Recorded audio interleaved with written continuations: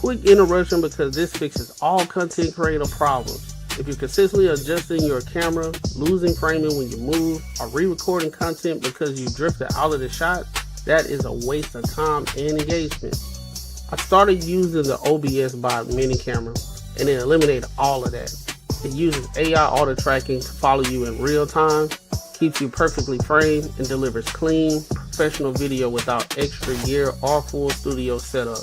Whether you're streaming, podcasting, or on client calls, this makes you look locked in and polished automatically. Stop fighting your camera and focus on your message. I dropped the affiliate link in the description. If you're serious about content, this is an easy upgrade. As you can see, I'm testing out the camera and everything, and it's working out pretty well. Hit the link, get yours. Welcome to the table. Power, perspective, profit.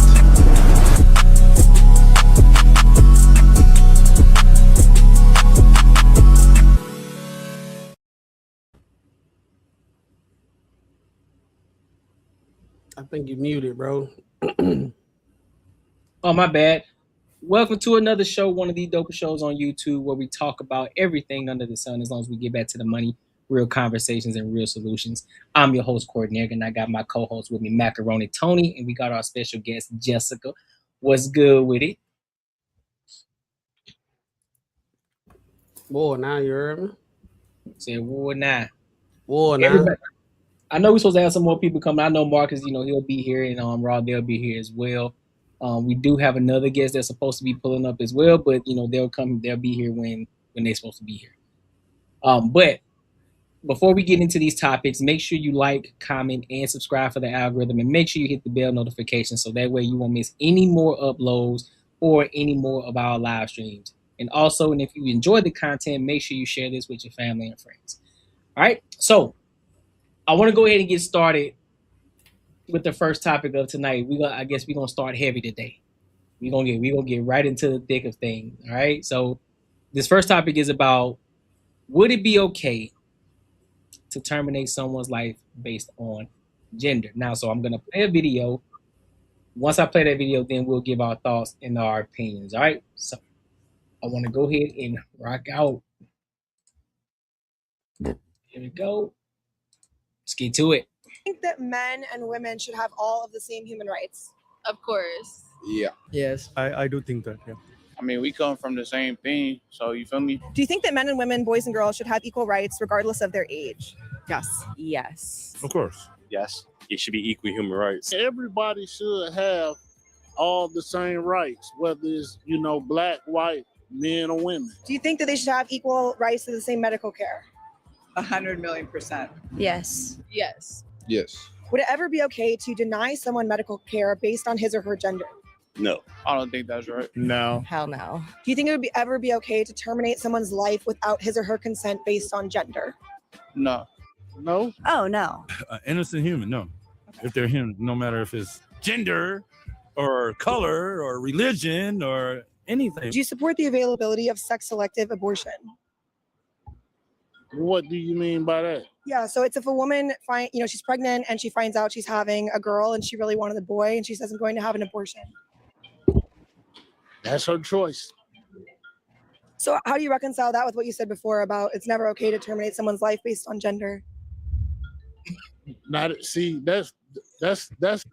basically was a trick question, right? Do you think it's okay specifically for sex selective purposes? Sure. Okay, so you'd support sex selective abortion. Sure. Okay. How do you reconcile that with your statement earlier that you think it's not okay to value someone's life based on gender? I feel like that would agree with my statement. Oh, wait, no, it disagrees. So you're really hitting me with some very conflicting questions. So then I would have to say no, people should not be able to sexually select for abortion. So based off of this video, I want to let Jessica go first on this. So what are your thoughts on this video in regards to what they're talking about?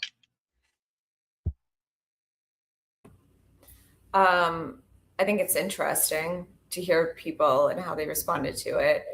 I don't think you should be able. I think being a parent is a blessing, and that should come with whether or not you're having a a baby boy or a baby girl. I thought that was really interesting to hear people saying actually that they thought you should be able to terminate it based off of the gender. Yeah. That's fair. Anybody else? What are your thoughts on it? I don't. Y'all can hear me? Yeah.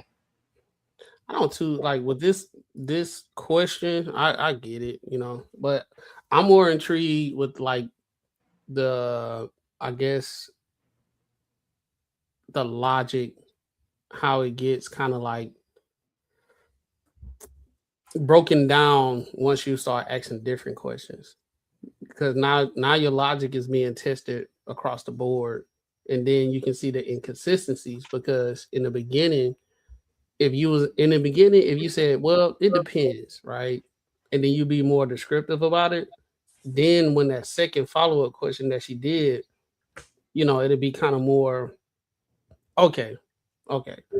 It's a little different, because now you adding a little more perspective to things. But when you just all out say 100%, and then your logic got to be applied across the board, it's just interesting to see how inconsistent the logic is, right? When it get brought into like, okay, I'm bringing you a real life situation, and then the logic breakdown. And I think it's I think that's what goes on a lot in today's communication when people are having conversations. They have a lot of top level over like a top level conversation, and it's just like a broad conversation. But then when you go into the details of things, that's when the logic can actually be applied, and you can see if you're going to be consistent or not. If that makes sense. I don't know, man. I'm rambling. Yeah, I think if it's the woman's, if it's a choice she wants to do, I think she should be able to do it. I think 100%. If she says, I want to terminate this kid because I don't want a boy, she 110% should be able to do it, because that kid is gonna go through fucking hell his whole life because she didn't want a fucking boy. And there's a whole bunch of people who like fight against that because it feels good to say you shouldn't do it, but you never have to live in a house with someone who didn't fucking want you. So like, no one ever actually cares, like, as far as the mental that goes to that kid, what he's gonna go through or she's gonna go through. So I would say, yeah, 100%. If this person is telling you this is not what I want, fucking don't let them have it. I don't know. I kind of agree with you, Marcus, but at the same time, I do think there's a certain, I say there's a space where I disagree with you, because there were some people that probably was raised in a household where the woman absolutely hated the child based off the gender, but they grew up to be phenomenal people, and at the same time, they remembered how they was raised and they did the opposite, and they were actually contributing people of society. I think that is correct, and it definitely does happen. That person is still probably not functioning well as having their own family, but they're sufficient. But still, even at that point, there's a lot of people who don't make it as far as like being able to be socialized and just doing the right things in life because they're dealing with a parent who didn't want them. So I agree with you. I definitely think like it comes on the side to where people are functioning in very, and those people will tell you the same thing, that they agree with it. It should happen. But even though they came out very well, at least on a certain level, what you're looking at. But most of those people, yeah. Oh, I was gonna say, I want to ask you a question. Do you think it's irresponsible for the person to go that route, even though they participated in a reproductive activity? You don't have a choice of if the baby is going to be the gender. You don't have the choice on the gender.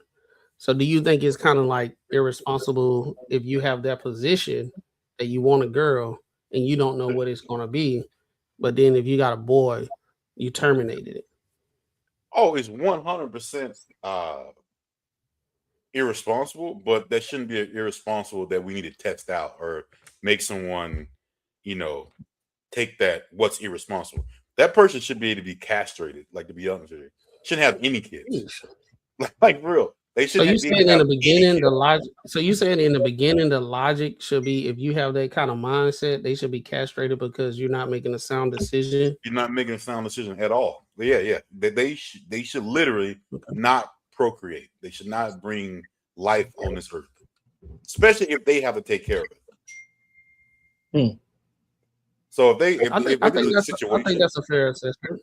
I think that's a fair assessment because I think I said in the other stream, in New York, right, 1 in 2 kids are being aborted.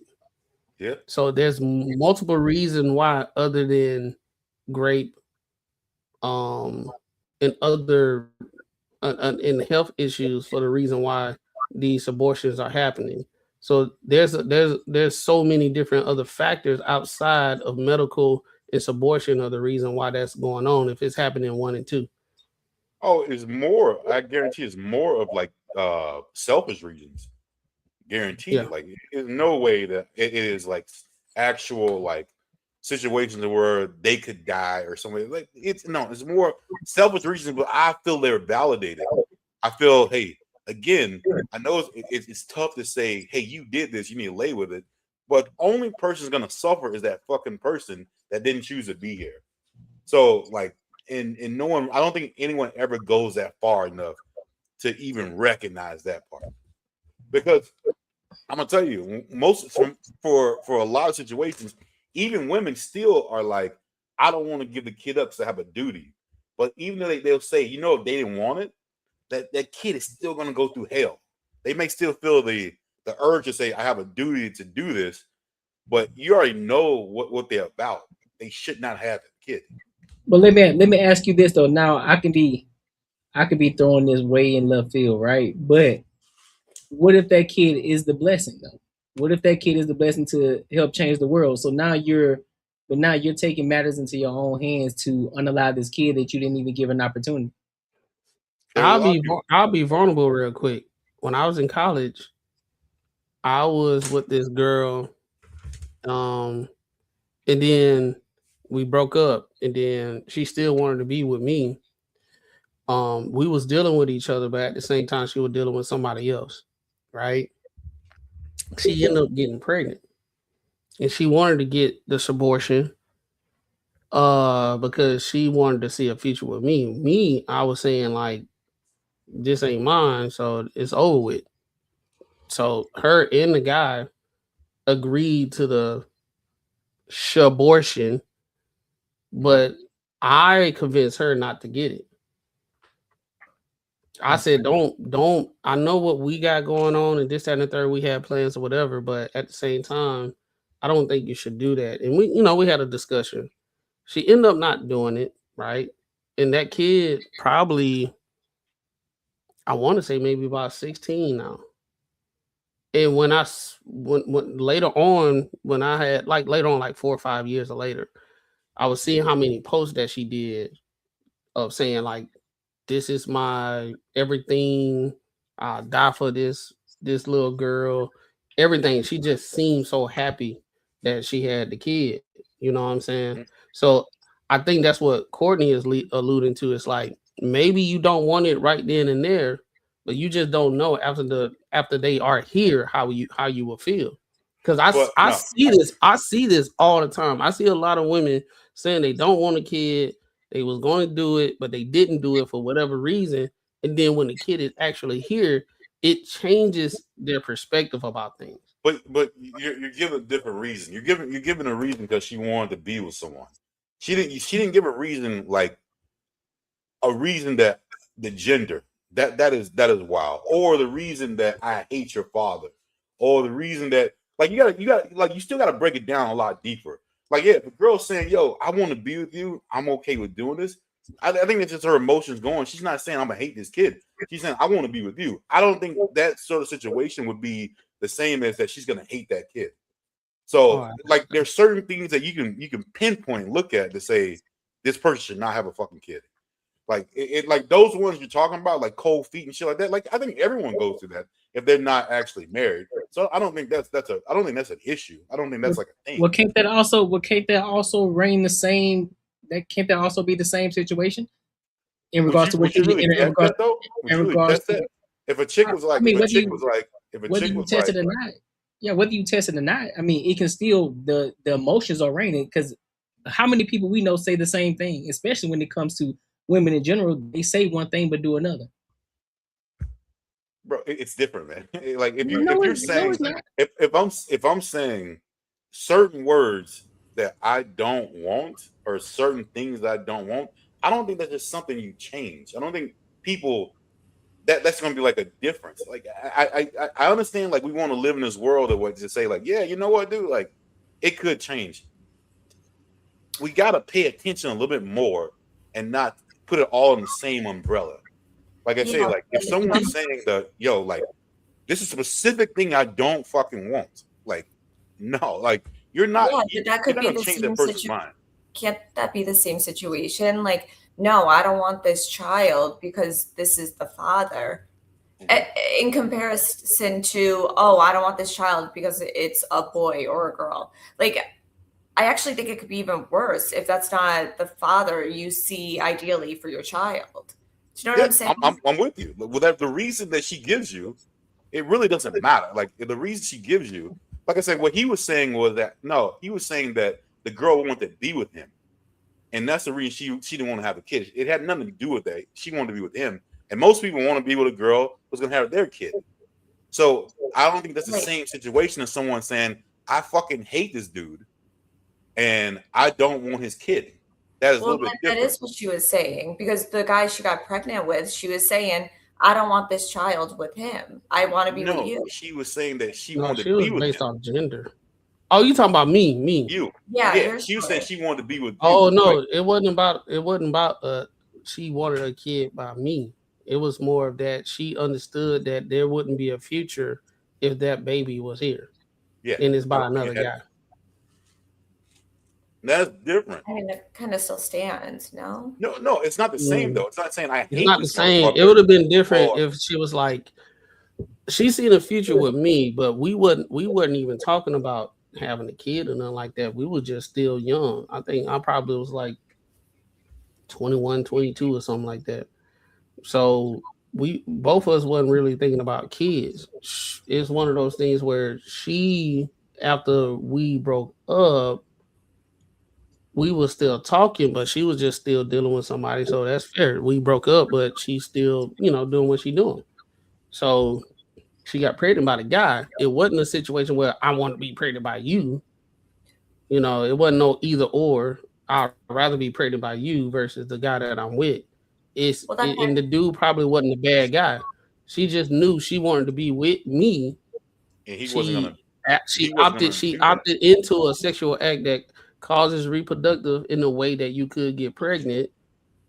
And there was some, I don't know, I guess it was like maybe like a regret. But we was young, and she did what she did. Yeah, still in that moment, I feel like she was thinking, like, if she's going to you saying, I want to not go through with this pregnancy because I want to be with you, that's more or less her saying, no. But it's still a difference. It's a difference in me saying the reason I don't want this kid because I hate this person. No, she was saying that I'm okay with doing this because I want to be with you, and I know you won't allow this. I know this is something that you don't look at as being your future as us being together, and you're raising somebody as a kid. But you still have a chance at that point. I don't think that's. It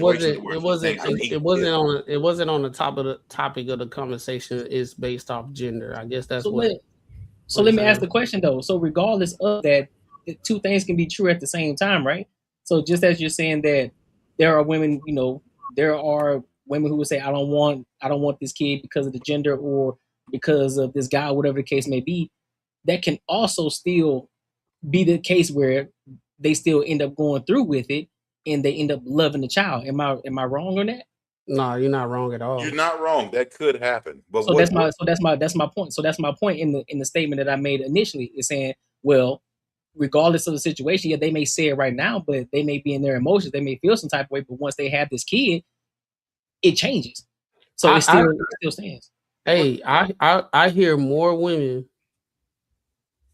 that said they wanted to get the abortion. I gotta say it like that so we don't get deemed. Right. They was about that at first, but then I hear more women after the child is here, no matter what the situation is, that they are more grateful that they didn't go through it. I hear more women saying that than when the child was here. They were like, you know what? I regret making that decision. I think we need to stop preaching that shit, man. Like, honestly, I'm gonna take it a little bit personal because I went through a little shit like that. So I'm gonna take it a little bit personal. I don't think we need to sell that dream. I don't think we need to sell that. That's how things are. Because typically it don't go that way. He just said it did. I mean, y'all, like I'm saying, for the majority, it doesn't go that way. That's almost saying like, it's almost saying just say that any situation you take in life, that could be a good end into it, but for the majority of these situations, it's gonna be a bad outcome. Like for the majority, it's gonna be a bad outcome. No, I was saying that in some situations, it's gonna work out good, 100%. But majority, it's gonna be a bad outcome. No, Marcus, I was saying that. I was saying for me personally, I hear online, in real life and everything, I hear more women that said they was going to go through with it, but they didn't. I hear more women that didn't go through it that said they was happy that they didn't do it. That didn't go through it, and then when the kids is here, say they regret that the kid is here. I mean, how many people are going to say that? Huh? You're saying they said they regret that the kid is here? Yeah, the kid is here. Yeah. Oh, okay. Oh, I thought you. My bad. I thought you went the other way. No. I hear more people after they had the kid, even though they was going to go through the process. I ain't even gonna say abortion. I'm gonna say the process, right? They was gonna go through the process.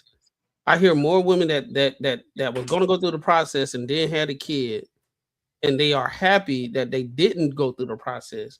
And then the women that actually thought about going through the process, but they didn't do it, and then they regretted it and said, "I wish this never happened." I do hear women that do that, but it's way less than the ones that said they glad they didn't go through the process. So you're saying there's more women that say that they're glad they didn't go through the process? Yeah, they're glad they didn't go through the process. Those are most people who are going to vocalize that. Yeah, I would agree with you. I mean, did you ever hear of most people aren't going to say, "Yeah, I'm fucking sick that I had this goddamn kid." Who says that? Like, can we be realistic? And there's things such as mother's guilt, right? So yeah, a lot they of want to kill them, but they're not saying that they tell no. Yeah, no. I mean, like mothers are, even if they're feeling that kind of way, right? Like maybe this wasn't perhaps the best decision, whatever. But a lot of them are not going to vocalize that. Exactly. Like let's be logical here. Women don't want to look like they don't want to look bad. So obviously they're gonna say that this is something I didn't want. They're not gonna say that. Obviously the ones who are like, this is gonna make me look good are gonna vocalize that. But we still got to throw some logic into it. So you got to stop saying that logic, because we're all coming from a different standpoint. But in the logical aspect of what we're talking about is, you said majority. I disagree with that, because I disagree with the whole aspect. Now, do I believe that there are some women who hate their kids? Absolutely. I do believe that they wish they went through the process. Correct. I can concede to that. However, but to say that that's not reality, that women who wanted to go through the process, but then once they have their kid and they say that they love their kid and they glad that they didn't go through the process, that's also true. So we got to listen to the whole thing. There's certain words that you say, like Mac's situation. I wouldn't even count it as that she didn't want the kid. She said this because I think it's cold feet. That's cold feet. I think majority of people say shit like that. Yo, like, I don't know if I'm ready. I don't know. Maybe we should get rid of it. I don't know. Like, I think the majority of people do that. I'm saying key words that people say that don't tell you that this motherfucker should not have a kid. That's what I'm trying to say. This, like, key words. It'd be like all these other people who are running out being like shit, man. It could be whatever. It could be these people who are going against the cops and shit, these women who are going fucking nuts. And this person would not be a good person to raise someone. Okay. So that person like that was like, yo, like, I don't want to have it. Like, You should not. You shouldn't do it. Okay, so would you say the person that you're speaking of specifically, would you say that's the majority of women, or would you say that's a minority of women? I'm saying the majority of women who say they don't want the kid. No, what I'm saying is the point that I'm saying, because you made it very specific in regards to that specific type of woman that, and we know, and I can agree with you. You and I both, we probably can point them out at the same time. Like, yeah, she don't need to be having kids. We can point them out, but do you believe that those type of women that we can point out are the minority or the majority? I'm gonna say a lot of these fucked up women want to have kids, so they wouldn't even say they don't want to have kids. So the people who have kids, I don't know if it's a minority. I would say the people who want to have kids, the minority have kids, and they're gonna raise them the way they're gonna raise them in a loving family. I would say the majority of people, the majority of women who have kids are going to raise their kids in a loving family, or they're gonna love them. That's the majority. So you say majority will actually have the kid and love the kid. Yeah, of course. Okay, well, that's what I was saying. The majority. Are you missing the ones that said they don't fucking want them? I don't know if y'all missing that part. You're missing it. I'm in agreement with you, bro. I'm saying the ones that we can point out and say, yeah, they don't need to have kids. I'm in agreement with you. They don't need to have kids. But what we're saying is, in regards to the ones who are actually going to be loving mothers, right? Yeah. In some cases, they are in their emotions. They think about the process, but they never go through with it. And they say, well, listen, I'm glad I didn't go through that process because I can't see my life without my kid now. I agree with you. If you're talking about like cold feet and shit, like if we're gonna add that in, yes, 100%. There's like I said, I would say majority, if they're not married and that shit comes up, I'm gonna say majority of people gonna think about that and say, maybe I should do this. I'm gonna say majority. Yeah. What I'm trying to say is the ones who say specific shit, and other people are still saying, no, you should have your kid. Like the ones, like some of the ones who unallow their kids. That one lady, I don't remember the case. She said she told everybody that she did not want her kids, and everyone's like, no, you should have your kids. You should do that. It's gonna change. It's gonna be this. It's gonna be postpartum. Blah blah blah blah blah blah. Like she showed the real signs of a person who did not want these motherfuckers. And what I'm trying to say is, those people need to not push it away and say it's gonna change. Shit's gonna happen. You need to take the motherfucker serious and not say, I agree with that. That's it. I agree with your point, but I don't think the fact of telling the part of what you're saying that don't tell people not to do it. I don't think people should say. I don't think people should not say it, because there are people who want to have kids, because there is a bright side to having children. But the ones that you talk about specifically, I'm in 100% agreement with you. Like, yeah, shorty, you don't need to be having no kids. You need That's leave them alone. Yeah, if someone's having cold feet, of course I'm saying, yo, it's going to. That'd be like someone trying to change a job. Say, hey, I don't think I should do it because I'm used to being here and I think I'm comfortable. No, you're gonna coach him out. Like, this would be a good thing for you. Like I said, we got to read the room. We got to say, we can't be like just. But I think a lot of people, what I hear, it don't matter what it is. It don't matter. It is like, no, you shouldn't do that. It don't matter what the fuck he said. Doesn't matter. It's cold feet, and that's what it is. That's what I'm saying. Like, we should like be able to say, hey, you know what? Certain things this person is saying, or maybe this person's lifestyle, maybe this ain't gonna be a good fucking. Maybe I shouldn't tell this person they should do this. They should be like, yeah, go ahead, get rid of it. There you go. Go ahead, Jessica. I know you wanted to say something. No, yeah, I agree in the sense if someone's not prepared and they're against, I think it has to be the person's decision ultimately, and I don't think it's beneficial to try to convince people as well. I agree with that.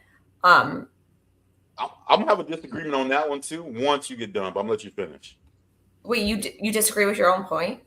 But see, this is the thing. It can't be at all. Like, if you know someone's doing something just because. See, this is what I'm talking about. Like, a lot of people, it's an all thing. You have to be able to read the room. Like I'm saying, if someone has cold feet and like, I don't know if I want to do this, but you know this person's just scared of a certain kind of thing. You know this person, you never know them. This person's a good person. You know, like, what it is. Like, how are we going to determine that? If someone gets pregnant, and how are you determining that they're the person that should go through with it or not? People should be able to tell character. How? Like, what do you mean? like character, you should be able to tell like someone's character, like exactly like if what their problems or what the reasons they're talking about. You should be able to decipher that. Like I said, for a situation, like two situations. So if one situation is I hate this motherfucker's father and I can't stand to look at his face, I would say a person doesn't need to have a kid. If a person says I'm scared, you know what? There's so much other shit I need to do in life. I don't know if a kid's gonna be well. I don't know if I'm gonna be able to take care of him. I don't know if I'm able to do this. I think that person needs a totally different like perspective in talking to, and maybe like, you know what? There's a lot of different ways that this still could work out. I'm saying there's different way people present things are different. So I wouldn't say because I wouldn't want to say just because someone said something and it could be beneficial for them, just tell them just because you think this, then you should just go ahead and do it. I definitely 100% don't believe that because a lot of people talk themselves out of doing something that could be great for them. Sure. So I don't think that, like, not at all. I think you should be against that. A lot of times, like for instance, like a lot of women who think, you know what, that they want to leave their husband for certain things, or maybe vice versa, a man who wants to leave his girl. And that's what I'm thinking about. You're saying if she really strongly dislikes the father, you're saying, well, then she should get rid of it. But I mean, we know, right? Like even if relationships, break off, whatever, you might have a strong dislike for that person. But things sometimes resolve. You come to terms with things. You move forward. So who's to say that's not going to happen? And this child, they might have a wonderful experience. They possibly could, but it just depends on her disdain about this dude. If she says I can't stand and look at his fucking face, or it was a situation to where the only reason I did this, it wasn't because of love, it was because he had money and I hate this. Like there's certain things you gotta listen to and determine that. If someone's just mad, maybe he cheated on you, but she loved this dude at one point, then it might be different. Like that might change. But if it's a dude like that she fucking literally did not like and thought she was gonna get a benefit from it, and end up getting pregnant, and then that benefit didn't happen, she really didn't like him, I would say she should not have that kid. I don't know if I don't think I could agree with that. I mean, or get adopted, or put the baby up for adoption. If give the child a chance at life at least. If she would actually go through that, I would say that definitely should be an option. Yeah, give them a chance. Yeah, give them a chance at life at least, because that's my entire point. Like, although I do agree with the fact of some individuals we can look at and we can decipher, but I'm gonna point out real quick that a lot of people aren't great betters in people's character and how they are. So people suck at that. Some people have very, very, very, very tainted social skills, and they don't have social cues to be able to point out somebody's character, right? But in that aspect, when you talk about some of these individuals that shouldn't have kids and they end up do because they're degenerates, they're still gonna go out there and bust it open for a real one. And so when they do, it's like, all right, listen, you got to put this baby up for adoption. At least give it an opportunity now, because you got the baby. Ain't no reason to abort it. I agree with that. If they would actually go through it, yeah, 100%. But like again, like a lot of people feel that that kind of burden that they need, since they went through the whole process, that they gotta go through it all the way. And if anything, talk them out of that. I would say that'd be probably the best thing. I don't know if they wanted to come in. No, you go ahead, Jess. You good? Yeah, I just think this is such a tricky space. Because ultimately it's, the woman's decision. However, I guess when you zoom out and you look at it on a different level, you don't know what the outcome's going to be. So in the event I see it that things happen for a reason, and you're saying, don't say like it'll all work out, but who's to say that it won't? You're absolutely right. You're absolutely right. But I'm just gonna pick of what I gather from the conversation and have to give my opinion on it. Like I said, if it's a situation to where, just say like, if some person that's showing like signs of depression or whatever, and ends up showing signs that like a mass shooter would show, and you're like, nah, you know what? They're gonna grow out of that shit. It's gonna be what it is. They'll be fine. And I think that's what happens a lot, and you don't address it, and that's what happens. But it could be the same kid who's going through just hate school. But then you're like, yo, you talk to them and you realize why they hate school. And it could be, hey, you know what? Like, I'm not understanding these problems. People read fast. I can't, blah, blah. Then you get them the help they need. And guess what? They love school. They're fine. But then, like I said, it's just different. You have to be able to talk to them and figure it out. And then make your decision on what's going to be the best. Like I said, it'd be two same situations, almost. Two people hate school. And then you got to pick up on those keywords to where they need to go. Yeah, but then even that goes back to the main point, right? Like they're saying, should you be able to terminate it based off of the, based off of the gender, right, of the child? Yeah. Oh, hell no. That's crazy. Right. Okay. Yeah. Well, first you said yeah. No. Okay. You gotta follow me there. That is crazy. But the person who has that kid thinks that, they should get rid of it because they're thinking crazy. That to me, litter is insane. But the person who has this kid is thinking this, and this person says, "I don't want this kid. I'm not gonna make him have it." But me personally, I think that's crazy as fuck. Do you understand what I'm saying? Like, I'm looking for the outcome of the kid. I don't give a fuck about that person. Right. I'm looking at the outcome of what's going to happen with that kid. I hear you. That's what I'm looking at. The end product. Yeah, I certainly don't think that should even be an option for people to say, "Oh, I don't want it because it's going to be a male or a female." Like, but that's is that a thing? Like, but they want that option. How do you think that kid's going to grow up? If they, that's truly how they feel. That's what they want. And you say, you know what? You can't do that. You got to go through this, and you got to take what you got. Tell me, how do you think that kid is going to grow up? I don't know, Marcus. I don't know now because now I look at it, and I can be off. Now, correct me if I'm wrong on this, but there are situations where some men and women alike. Some men, they want a boy, but they get all girls, and then there are some girls who want girls, but they get all boys, but they still love them kids. Like, but the option wasn't to kill them. Like that's not fair. the Okay. option. I just want to be clear. All right, I got you. No, yeah. Yo, I think most dudes want boys. But when you have a girl, you're like, man, kill that motherfucker. No, that's not what's gonna happen. I got you. You're in a different mindset at that point. Then you shouldn't have it. Yeah, but that's why it shouldn't be a thing, right? But I guess we're talking about it is a thing. Like these people will go through it. It's not just talking. Like they would, if they can go through it, they will. So that's what we're saying. I'm pretty sure that's the conversation, right? Yeah. That they would do it.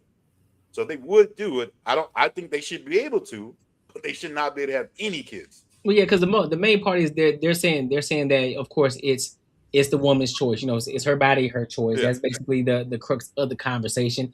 I was like, well, if she didn't want a boy, is she, should she get rid of the kid? And it was like, well, it's her body, her choice.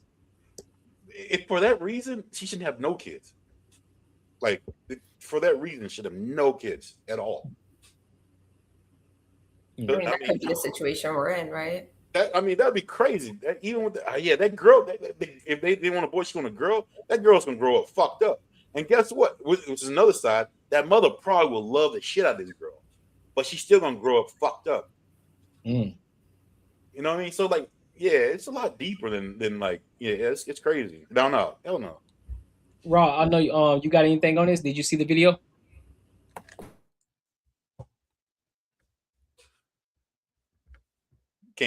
You still mute, bro. You still mute.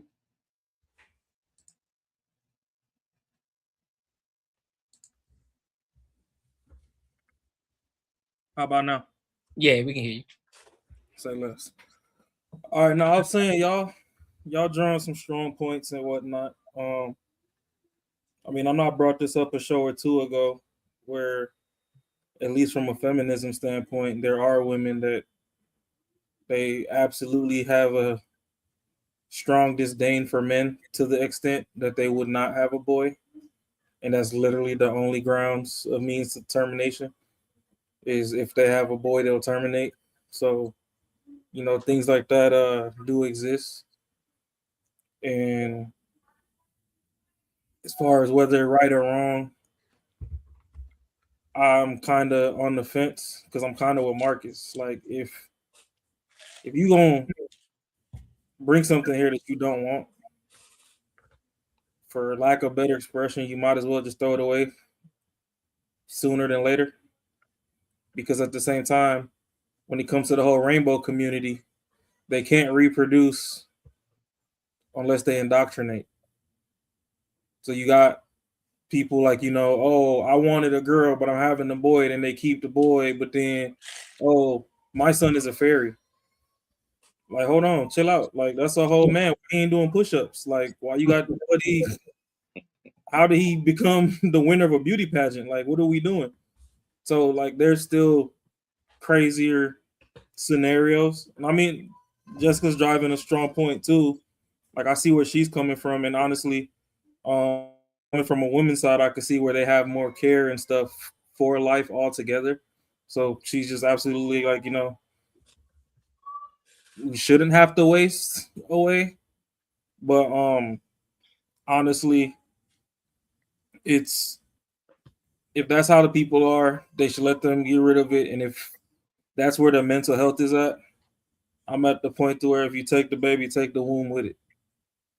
I'm with you. That's what it should be. Like, if that is the only means, if that's the only grounds that you stand on for termination, then after this one's gone, like, I believe they should give you some leeway too. Like, okay, is this what you want to do? Boom, you got 45 days or something to think about it. And you can send them to counseling, therapy, and all that other stuff. And if at the end of 45 days they really want to go through with it, boom, we're gonna go through with it, but now you're sterilized. I'm with that. Because I think that'd be good. I don't understand why you get to throw away one now, then you come pump faking later on in life. Like, that's tricky too. Because you figure if, let's say it's a young woman who's 19 and she's, not in a place and she wants to go through with this. However, what you're saying then when she gets to be 32, you're going to tell her, no, now you're unable to? Yes, because let me preface this by saying I'm only speaking for fully consensual situations. Right. The situations where a woman has been overpowered and her body has been taken from her, and we don't even have to factor that in. Well, no, I'm saying that's a whole different scenario. Like, if they were overpowered and it was taken or whatever, I believe those should be on the house. If you don't feel like carrying it, whatever, then yeah, on the house is wild. But if you consented to these actions, but now because your luck of the draw didn't meet what your imagination was, that's the only reason why, then at this point you should be sterilized, because you already know it's a 50-50 chance. You're either going to have one or the other. You should love them regardless. I don't think that it being the opposite of what you were dreaming for means enough for you to be like, you know what? Yeah, no, I'm going to throw this one away and try again. I mean, so much happens between your young adulthood in comparison to as you grow up. Like, I don't think that's entirely fair. So, let's say this. And there should be abstinence. So why don't we lean on abstinence as hard as we should? Why do all these casual hookups? Why has that become so mainstream to where we act as if there wasn't the option of not being in a situation at all that would create a child? No, I'm with you on that. Well, let's say this. The kid, just like you said, he a kid, he in high school, he got a woman pregnant. He said, I'm not ready for this, but she want to bring the baby to term. Mm-hmm. He should be like, well, I'm hands off. I'm not ready for this. It's your body, your choice. You deal with what you want to do with it. You deal with it. I'm going to go over here. You do whatever you want to do. But then when I'm actually ready to have a family and everything, when I get like a little older and everything, everything's good. Do you agree with that? I think you should Hold on, Marcus. Hold on, Marcus. I do think it should be both of their decision, right? They partook in that activity together, that it should be both of their decision moving forward. But at the same time, if a woman want to get rid of the child, it's not both of their decision. It's based off her. Well, yeah, the way I see it, it should be both of their decision. It should, but it still stands. We're talking about what is. It's her decision. Right. So it's not ever. It's never going to matter what he. So no. Hold on. But if we want to live in a society that everything is equal, right? A man that's 20, a kid that's 16 that's having a kid, he should be able to say, "Hey, I'm not ready for this. I'm over here with it. You can do whatever you want to do with it." And that should be the case. And then when he gets older, he has another child. Based off your logic, what you said before, in response to Raw, right? He should be able to get a second chance and actually have a kid, and he treat that kid like his kid and the one and only and everything, because that will be the same situation with a woman. She gets she goes through the process, but then when she's actually ready to have a kid, she treats that like her one and only and everything in that nature. No. No, I mean, I'm saying if we looking at a situation from an equal standpoint, that you saying no because the feeling, it sounds bad, but that should be it. No, it's because it's the reality of it. Like that's not your one and only. You had another child. Like right, the woman got rid of the kid, and now this is her one and only currently. Oh. But so what are you saying? So if in the event he just didn't, yeah, no, it's not how it works. So all right, let me drill it down. Right now, we're talking about the situation where a woman can have the choice to have a kid or not based off the gender. If we go through the minutia of everything that we talked about, if the woman can do that, the man should be able to do the same. Correct? Should. I'm saying we in the should based reality right now. It should be that, right? Should, yes. For right. So go through that process, it should be both parties. So based off what Raw was saying, if we give credence to the woman that she's not ready to have the kid, and he's saying let's propose that if you don't want to have that kid, everything should be stripped away from you. If it wasn't a medical issue, or if it wasn't rape or anything of that nature, you just on a selfish situation, you just don't want to have it. I'm saying the man should have the same thing. If it's a selfish thing, I just don't want to have it. But look, check it. If that is the case, you said that just because she wasn't ready this time, she shouldn't have that. She should be able to have that second chance to actually have the kid and go through everything as just everything is just regular. I'm saying because we built different, we don't carry the kid and everything. So the guy should strip his rights away if he don't want to have the kid. But then when he's ready, he should have that second chance, just like you said, if we looking at everything from an equal perspective.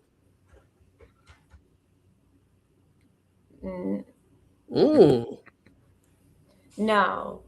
Yeah, the feelings. So this actually would go to more so realistically, how it's pushed that it's women, right, who have I've heard this, that control access or whatever. I would say it's equally as important, right, to be mindful of what you're doing there, as far as a man, because you don't have that decision. Right, like she's gonna have it. Right. But what I'm saying is she's gonna have that decision. He should be able to get his second chance later if he don't want to take care of that kid because he made a human error. Let's say that. It's not a human error. It's a blessing. No, I'm putting in the perspective of when women actually get it. They said that they wasn't ready. It was a mistake. This is the language that they say. In general, I understand you separate yourself from Right. how you feel about it. In general, this is what the women say. It was a mistake, baby. It was a mistake. I wasn't trying to have it.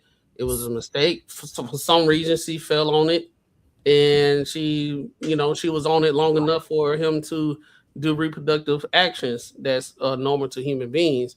But for some reason, it was a mistake, right? So if that's the case, let's flip it to the other side. It was a mistake on his part too. So he should be able. No. He should be able to say, I don't want anything to do with this kid.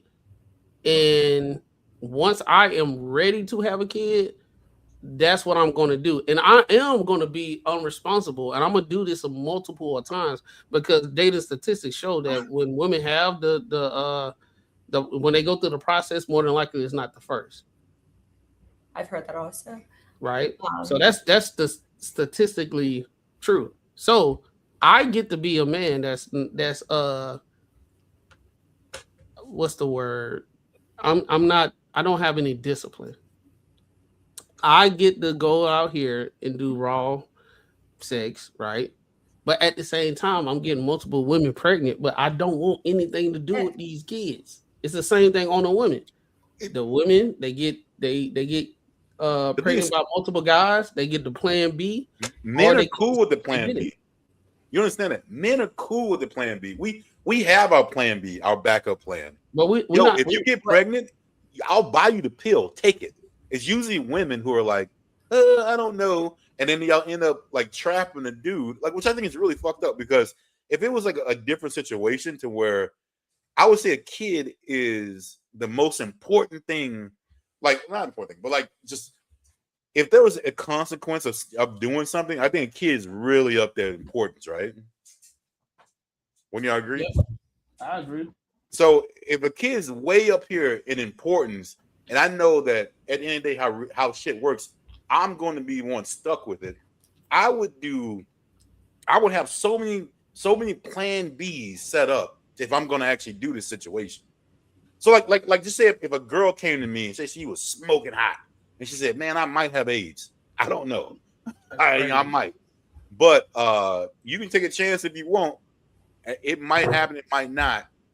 I have to take a choice of like, yo, I could be stuck with this shit for the rest of my life, or I need to do something about that because I don't want to be stuck with this shit. I don't think women, for some reason, y'all don't look at it that way. And I know why you don't, because you get so much support. The system is so set up to where you fuck up, you still get like cushion for fucking up, and you literally can be okay with it. Huh? I think it's that men a lot of times will, give women this idea that they're going to stick in it. They tell her to have the child, and she thinks that she could trust it and have that. She's going to have that support. That could happen. Could happen. Hold on, Marcus. Let me do this real quick. I'm gonna be short. I'm gonna throw a variable in there. Maybe, just maybe, he wants to be around, but the parenting style is different, which create the division. That's usually it. It's usually the money. Like if you ask most dudes, even if it doesn't work out between you two, he was okay with taking his responsibility of that kid, as long as you're not taking him to court, taking the money, then expecting him still to pay extra money. That's a lot of money going down. But if you got a 50-50, I guarantee most dudes would be like, all right, it didn't work out. I'll still hold my responsibility and do what I do. But the thing is, you can't control how I do my shit. And I think that is the biggest problem. Women, you can't, like, you have to let me do what I'm doing. You do what you do. I'm not going to worry about it. That's fine.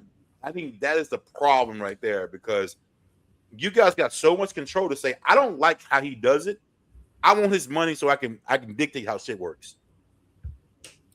Wait. And that's why most dudes are just like, I don't want to be in this shit. You're on mute, Courtney. No, I said we're going to let Jessica get her thoughts off, and then she'll close out, and then we'll go to the next topic. Wait. So you're saying that you think that women just are like, oh, I want the money and I'm going to control how you are as a father? That's what you're saying? See, no, you can't look at it that way. It's like I made this mistake, because when you make a mistake, if that mistake you made, just say, or it may not be a mistake, whatever it is. If I'm getting supported for that, then it's like, okay, and I have all control over it. It's not really like a mistake. If I can cut you out and I just get your money, then like women aren't looking at like this is a money grab. They're like, hey, I got a kid. I love this kid. I love my kid. But guess what I get to do? I get to get a second job without actually working one. And then guess what? I get to raise this kid the way I want to. That second job is that dude paying for, his portion that he has no say so in anything. Well, I think a lot of times the woman wants him still involved in the child's life. Okay, so I know what you're saying. I want to, but it has to be my way. Cool. All right. Yeah, I want him to be there, but it got to be my way. You leave out that part. It's got to be my fucking way. Well, if a lot of times the child is spending more time with the mother, right? Because it's her choice. So yeah, there should be co-parenting there, and there should be a level of respect as far as if the child's with me, let's say, right, and they go to bed every night by 8 o'clock, let's say. So then when the child's going with you to keep the schedule going, properly, I would say, it's best for you to have the child go to bed at 8 o'clock. And I say, no, he's good at 10. He's fine. But do you see now how you're messing it all up? I'm not messing because you acting like that's a problem. With a kid, their kids are durable. Kids aren't that finicky. They can adapt to a lot of stuff. Like that's a problem because you think your method of doing it works. Well, but it could be, hey, you might be helping this kid out. You might, you're like, hey, these are different things you got to go through in life. Hey, you might not be. This is what you're used to, but you might have to adapt to do this. Guess what? You might have a better kid. You know what? So this would be a problem because because you think your way is the best way. Like there's a lot of evidence to support that a child during development, they should have a schedule. It's beneficial. It's conducive for them. Like if you had a child, you would be screwed. But why is your way the best one? They can get the same. Well, it's not just my way. I've done my research as a mother. What are you talking about? But they can get the same amount. They can get the same amount of sleep. They go to bed in your house at 8 o'clock, and they wake up at just say 6, 7 in the morning. They go to bed at my house at 10 and wake up at 9 or 10 or whatever it is. They're still going to sleep. They're still going to sleep. Like I said, kids are doable. Kids are not this finicky where y'all make them. You understand? Right, like they can handle a lot of shit. Hey Jessica, let me give you a different point of view. The kids over your house, right? Sure. Let's say you got 2 boys. Both of the boys over your house. It operates a certain way, right? That's way more understanding, more like what you got going on. The kids come over my house, right? As a man, I'm supposed to raise my boys to be men, right? The men that y'all say that y'all want, that's not sassy and everything in that nature, right? There's a different level of understanding of men, what we have to put our boys through. It's like controlled environments. Like it may be chaos, but it's like controlled. So we build in those building blocks within our young boys to be able to endure, right? It's something that a lot of women probably don't actually ever see or understand, right? You know how much work that it takes to when the kids come over to me and I'm sitting here seeing all this stuff that they're not used to because they're getting babyfied over there. Right? And then when they come to me and I'm supposed to be the person that's supposed to do the building blocks to make this man a man, right? It's very, very dumbed down. And I got like 2 days to do it. And then if you multiply that by 4, 2, 4, 6, 8, I have 8 days out the month. You got the rest. Right. And that's So just like what you were saying, with the situation where you wasn't agreeing with what Marcus was saying, that's exactly what we deal with on the other side. But the thing is, we would let her raise him exactly the way she wants to. But we wouldn't even get into it unless it was something that was like crazy important. But the way you do it, fine. But when he comes over, he has to do it the way that it has to be here. But if it was a nuclear family, if I was there, I will be in a position to actually educate you on my methods, but that's not the case. So right now, because we're in two separate households, you feel as though your situation is better. But why are we not co-parenting? Why are you not as a man? No. You can be co-parenting, right? But where's the male influence in your house? If I'm single and you're single and we're taking care of the kids, where's the male influence in the house when the kids are there and you there? Right. Ideally, we're together still, right? No, y'all separate. Right. I said ideally. With that situation, yeah, again, the main focus would be the child and the child's success. So we would have to, yes, as adults, discuss this, and you talk to me about what your manly life or whatever, and the best way or things that you think would be conducive is to implement with the child, I suppose. And we would have to collaborate in a sense, I suppose. Yeah. I mean, I think that's very sensible, and I think you're a very sensible person. But I think the situation in current society and everything, it doesn't work like that because the women know best. So what tends to happen is when we actually have the conversation, if I'm sitting here and saying, hey, do not cut this boy hair at a certain age because the lineup gonna be back. Just because the baby hair is there doesn't mean you can line it up. It needs to grow a little bit more, right? So they can keep their hairline, because if they're a baby, a lot of women don't know that. Just like on the other side, women, if it's some girls, there's some things that we don't know. But what tends to happen is there's communication breakdown because women know best. So if the kid brought over my house, the boy is good enough to have his haircut, I'm going to, as a man, I'm going to get his haircut. When I bring him back to your house, it's no situation where, well, he's a good man, he know what he's doing. If the boy needed a damn haircut, the boy needed a damn haircut. That's not the case. It's, why did you give him a haircut? Because at your house, you was used to having long hair. Well, that would be the thing, though, right? Like let's say it's their first haircut. Why is that not something you would discuss with the mother? This is what I mean. Like, I hear what you're saying, but a lot of times men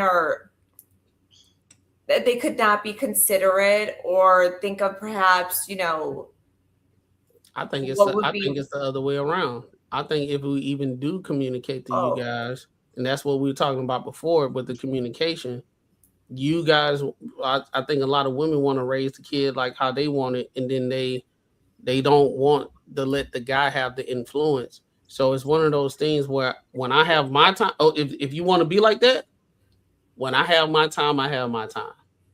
No, I disagree. Again, and I said that from the beginning. I think a lot of women would actually prefer the father be involved.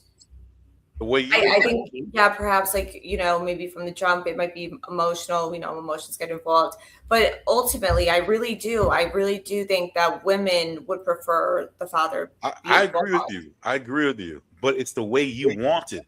Like, you're missing the biggest part. Like, I want to be a millionaire, but I want to do it the way I want to do it. I'm not listening to nobody else who are millionaires, but I'm saying I truly feel I want to be a fucking millionaire. But I'm not listening to people who are actually millionaires. I think I know what I'm talking about. Courtney, I think this might be the same shit. Yes, you're preaching that point that women actually want it, and I agree with you. They do want it, but they want it their way. It has to be, because it has to co-align, to be right aligned to what they think. And you understand that just relationships, period, don't run that way. Yeah, but in the event, right, let's say the father, which we see a lot of times, the father has not been involved or present for quite some time, then yes, the mother has been working with that child, the child's been in her care more. So yeah, she may feel, that she has more of a say, perhaps. Do you know what I'm saying? But should she though? She shouldn't. I think a lot of guys, they are involved. I think it's the whole premise of this conversation is not going the way, it don't look like the way you would want it. So a lot of women try to keep their kids away. We see more of that than a guy just leaving and just not taking care of his kids. dating statistics don't even support that, and it's based off women responses. It's based off women variables. So majority of men are taking care of their kids, even though they're not in the same house. What tends to happen in the breakdown is it's just like a lot of women, y'all don't want y'all kids to be raised in the way that the man is raising the kids. So what tends to happen is what we see on a day-to-day basis. We have this thing that men need to fight to have custody of their kids.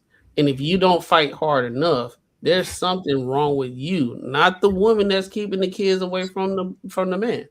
Why do you think women wouldn't want to raise the child? Like you're saying the women don't want it. Why wouldn't they want it? Why wouldn't they want him to have a say in the child's development?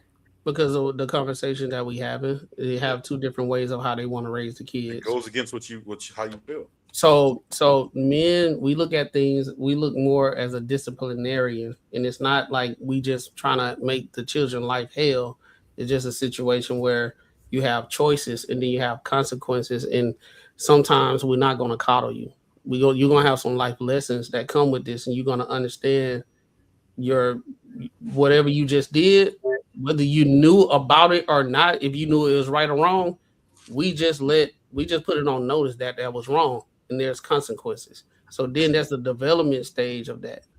Now you're going to be more cognizant going forward. Maybe I should not do this. Maybe I should not do that, because you got your dad voice in your head. Think before you make an action. Yeah. You know what I'm saying? I hear you. Think, right? What tends to happen is, especially in like what's going on right now, they trying to remove that dad voice from it. So now when we have custody battles, when we in court and we trying to have custody battles and everything, what tends to happen is a lot of women want to raise their kid a certain way. They think the way the man is raising the kid is too harsh.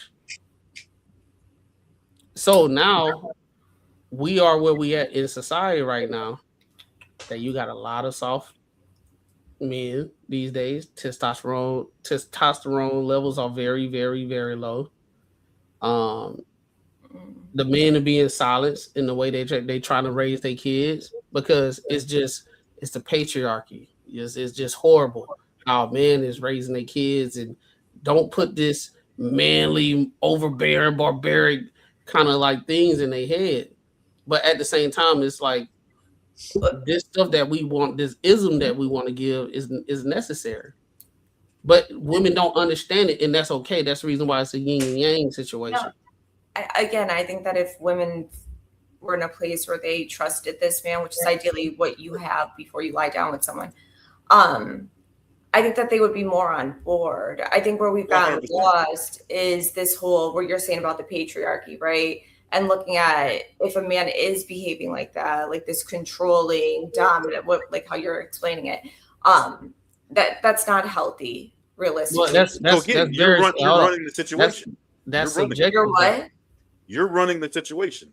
So it'd be like this. I have to deal with my girl the way she does. She don't do everything the way I like it, and I have to deal with it, which I'm okay with it. She doesn't have to do everything like the way I do. You guys are different. You guys are like, he got to do everything the way I want him to do it. Like, he got to do everything the way I do it. Then I can determine this is the way to do it.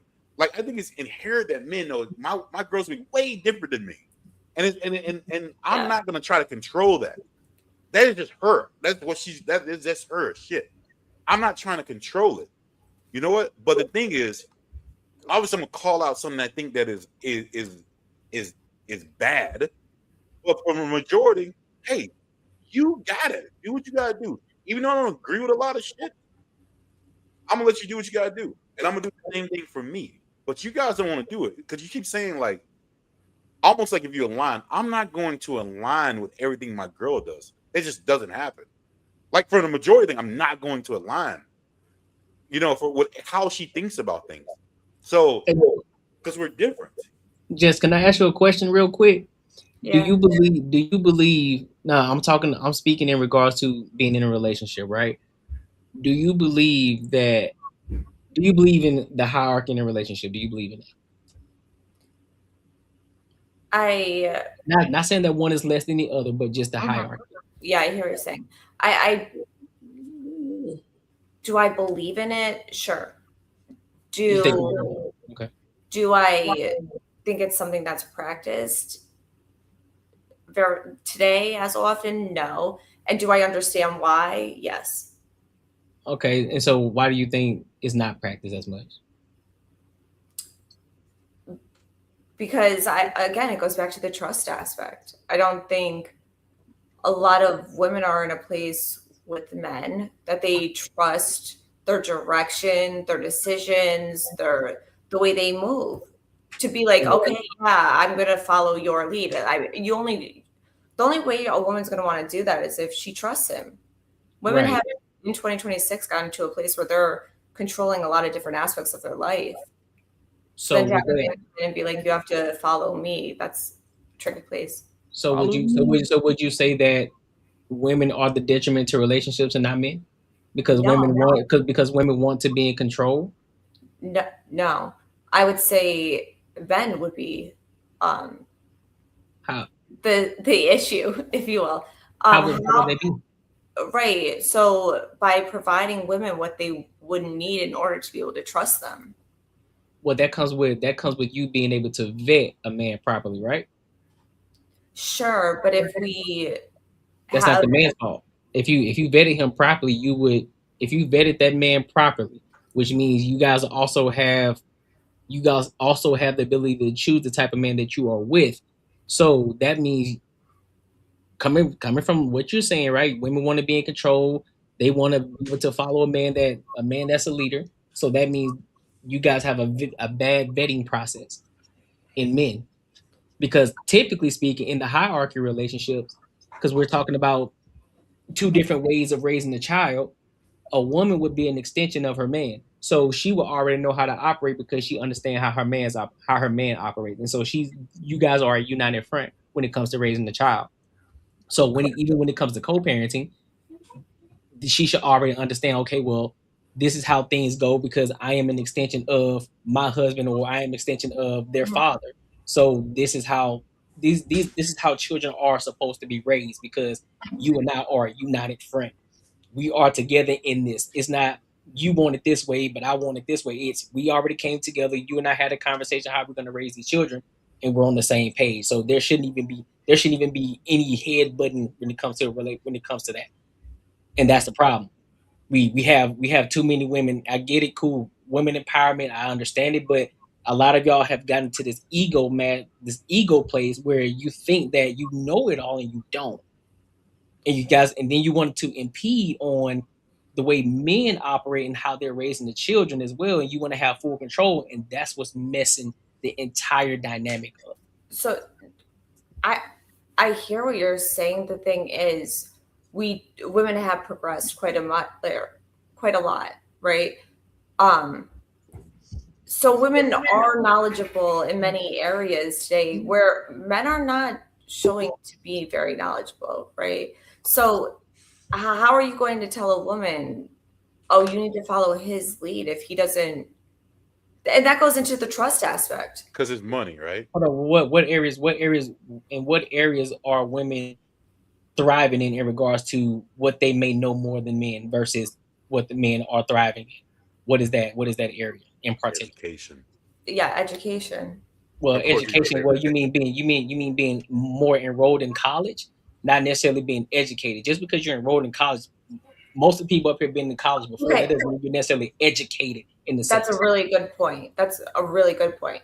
With that being said, I don't think a lot of men are even getting educated or learning like beyond what they were taught, perhaps early on.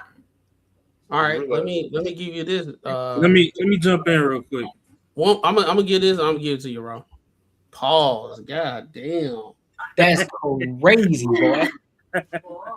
She sounded like he said, "You gonna get it to her, huh?" Yeah, that's crazy. It got so unserious so quick, bro. God, what do you mean by that? Hey, yo. All right. I almost lost my thought, but I got it. Right. If that is the case, Jessica, right? Mhm. Men still out earn women, even though they are more educated. Mhm. It's not by much, right? It's not by much. It's maybe like $2,000 a year, right? And women are starting to out earn men in their 20s. I would say in general, right now, Okay. but it's about $2,000 different. Even if they starting to out earn men, but y'all are way more enrolled, way more educated and everything. That there's a there of men actually doing. We know something that y'all don't know. For us to still be making the same amount or more money than the women that's actually educated. You know what But I'm saying? that's not entirely true. It's not. No, because realistically, if you have, let's say you have a woman that went to school for nursing, right? So she's going to know more about perhaps the body development, all of this. So in the event they had a child, she might be more knowledgeable in those areas. Even if let's say he was out earning her, let's say he owns his own business doing, I don't know, something on the side, but Let's say construction. Let's say construction. Yeah, so he maybe, I'm not saying he's not smart, but she has gained a lot of knowledge, right, as far as the child's development, and I don't know. I never went into the medical All right, things. let me give you this. What if that guy that knew what he knew and he didn't on average because he worked in construction, he got a side gig or he got a business or he worked full time in construction.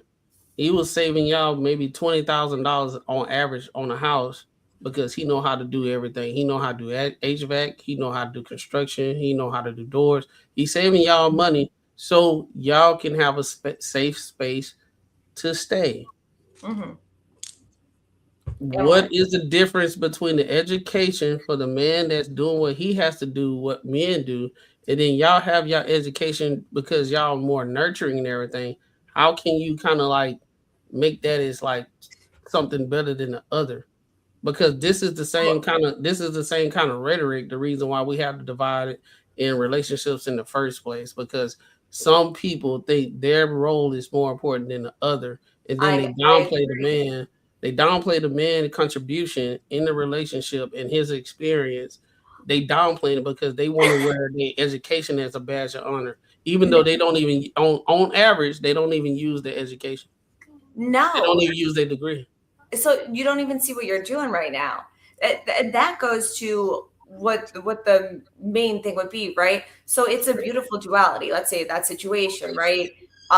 He has that job, he's taking care of the exterior, we'll say, right? And she has that job taking care of the interior. With that being said, it's a beautiful duality. It's not that one is this, which is what Courtnee was saying as far as this family hierarchy system. It would be that they're coming together with both their strengths. And that would actually be the perfect duality about it. Because you're saying that women are being like, oh, because I have an education, oh, I'm smarter than him. No, right? They could come together. There doesn't need to have to be one on top of the other. I but understand you guys are saying like, oh, women are saying that they're more important. I mean, I get what you're saying, which is fair. But this is the mentality of what society is currently in the Western civilization. That's what, just like when you had brought up, women are starting to out earn men. You said a whole bunch of accolades to cause the division. You don't even know that you're saying it, and I'm not trying to pick on you or nothing like that. But when you say things of that nature, that's contributed to the divide. So in the household, if a woman have that mindset that I'm educated and I'm out earning a man, but let's say she making 65 and he making 50, I'm out earning you and you need to do better. You need to do this. I'm more educated. She can have a doctorate degree making $65,000. And I know personally people that make $65,000 got a doctor's degree, right? Correct. Because she got the doctorate degree, she has this main character syndrome that even though the man that probably didn't go to college and he got his own side gig and he got a job and he got a side gig and he with both of those he's making $10K less than her. 10K. right? So he's out there in the real world on a consistent basis, and at the same time, he multitasking, turning one thing off and turning the other thing off, and then being at the same time going to the household and turning everything off, so he can be a good parent, a good father, and a good husband all at the same time. And he got to wake up and do that shit all over again every single day. Yeah, but she is too, no? No. So what's going on right now is every time we start talking about the contribution of men, it's a situation we got to derail the conversation and talk about, is the woman doing the same thing? We're not talking about if the woman is doing the same thing. We're talking about what the men are doing, because the point of contention was that women are out earning men. Right. They're beginning to like a lot more. And they are more educated. So what I was bringing to the conversation is the things that the men are doing, but then it got back to women doing the same thing. So we're not having a conversation if the woman is doing the same thing. We're talking about the contribution of what the man does into the household. We're not even talking about that. We're not talking about women don't do it. But what tends to happen is on a day-to-day basis, men, our contribution is being devalued, even though we're doing a lot. And that's the reason why I brought up in the beginning that even though right now, current data statistics show that men out earn women, may not be by much, but y'all are more educated. Y'all got your degrees and everything of that nature. But we still on par. So you can't negate that. So if y'all educated and y'all got your degrees, and then y'all, you don't think so?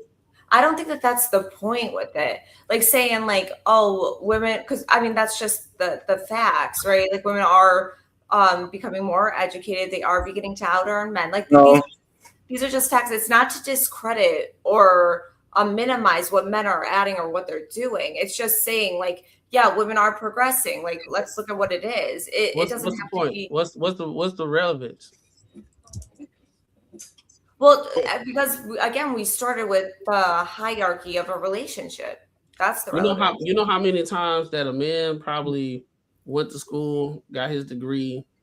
All right, I got my degree 15 years ago. I can't stand on that, because if I just say I got a degree, I'm a loser because I keep saying that I got a degree 15 years ago, right? If I start a business and I bring it up to a point that is profitable, I got my degree, I moved up, I got a side gig, I turned to a full-fledged business, I transitioned from the gig to my own thing, and I'm doing that in X, Y, and Z. At the end of the day, I do not have to say on a day-to-day basis that men are out earning women. That's the reason why I said, what's the relevance? Because 9 times out of 10, when women use that statistic saying women are out earning men, it's a tool to use to continue to divide. Rather than saying that, you could use that and say we are making more that can contribute into to a family. You don't understand where they're coming from, though. Like I understand completely where they're coming from. No. Just listen to me real quick. Like, we've all experienced it before. We've all experienced being a kid. That's why I think women hate this comparison to being like children. But 16-year-old Marcus, if you gave 16-year-old Marcus to say, if someone died and they gave me $100,000, and then I'm like, all right, cool. Guess what I'm gonna think about? I might quit school. I'm thinking all this other dumb shit. And I'm gonna tell my parents this shit. I'm gonna say, you know what? I got this money. I'm gonna go be a rapper. Cool. It seems really cool. My friends are down for it. Cool. And then once they be like, that is the dumbest thing I've ever heard in my life, I'm gonna be like, you know what? They hate on me because I'm making money. Because I'm hating on them because they're making more money. I'm making more money than them. And I can pay all these bills around and I do all this other shit. Like a lot of times y'all just think just because you make money, but y'all don't make, you think that controls everything. And like I said, like if I was 16 years old and you gave me a lot of money, I'm gonna act the same way y'all act a lot of times. When you have money. Marcus, it's not even that, bro. Like I said before, there's a lot of women that ride the coattails of successful women. That's my whole thing. There are women out here that's killing it. They in corporate America, they killing it, and this, that, and the third, blah, blah, blah. You have way more women champion about them and trying to make them like some kind of, I don't know, the sisterhood. Hey, women are doing this. There are women that's out there doing that, but a lot of them not, right? So they ride the coattails of other women to try to throw it in men's faces of saying y'all ain't doing what y'all supposed to be doing. But most men are doing what most men are in the middle class. Oh, we know that. Well, even so, I think it's more so to the point that women, even if they're not in corporate America, they're still putting work in. They're still attaining these different career paths. So what I was gonna say to this topic, because I don't know. Sorry. My internet had went out earlier, so it kind of got me irritated. So I was gonna try and talk on the other points. But now that we're here, not to attack women, it's people just in general. A lot of people are institutionally indoctrinated and realistically retarded. Meaning a lot of people go to school and they can do whatever it takes to pass a test and get a degree, but that shit don't translate in the streets. So yeah, women can brag and beat their titties and all that and be like, oh my God, I'm so educated and whatever, because they're enrolling in school. The problem and the difference between men and women is men already seen the writing on the wall that 80 to 90% of those degrees in those schools are useless as shit. And actually, the earlier you get out in the field and get to it, the more money you can actually make. Meanwhile, women are still under the indoctrination that I got to go get this degree and this, that, and the third. And then the thing that separates the women is the beautiful ones actually rise to the top faster than the regular ones because men still pay for appearance. Well, go ahead. That's not the only thing I think that school says, right? Like going for an education, furthering your education, whatnot. It's not solely saying like, oh, it's because of what you're learning or even the profession or career you get after. I think it says a lot too towards someone's focus, their discipline, their motivation, their determination. I mean, a lot of that you also have to factor in to even character development. So the reason I don't factor those things in is because there's only about 10 things realistically. And I mean, I'm just throwing a small number because it's really a real minute number. But there's only like 10 things realistically you need a degree for. Like clearly nobody wants a doctor to just practice in their garage. You might kind of want somebody that knows what the fuck they're doing the first time. You know what I mean? Nobody wants a nurse that just practice on little kids down the street. So things like that. But then when people are saying, oh, women are more educated, yeah, they're more enrolled. But when you start looking and breaking down what they're enrolled for, you got women that they enroll in psychology. Still got 5 bum-ass baby daddies that ain't worth a damn. So clearly fucking decision-making ain't work, even with the education behind you. And, like, it's just like you got people that are dating coaches. So when we got on the internet and things started blowing up relationship-wise or whatever, there's this dude, Kevin Samuels. He kind of blew up in the relationship space as far as I know for, like, black people. I know they got, like, is it Rolla Tomasi or something? Is another one, like, on the other side or whatever. But a lot of these people, they were actually married before, whether they were divorced or whatever, wife, spouse died, whatever. They actually still had, a resume of being tried and tested in the field. Whereas for women, on the other hand, you get women that they go to school for relationships and they'll have a dating podcast, dating show, whatever, dating consulting firm, and they can't even find a man they damn self. How you going to hook somebody else up with something and you can't even get it for yourself? So, go ahead. I mean, are you trying to go to another point? No, I feel like that's another topic. I mean, we could put a pin in that, but I'm just saying when it comes to education and when it comes to women making more, no, women might make more in corporate America, but those ain't the only jobs. Not too many women are going and busting their ass in the oil field and making real money. A lot of men actually do take it easy on y'all because men care about y'all and they want companionship too. Because there's a lot of men that what a woman makes in a year, they'll go make in 4 to 6 months in the oil field and take the rest of the year off. Mm-hmm. So if they really fucking put belt to ass to their job 12 months in, you come nowhere close. when it comes to like construction and all that, people that are actually true entrepreneurs and not just reselling shit off Alibaba and Temu, people that really build businesses out the mud, your HVAC, your plumbing and all that, not too many women are doing that.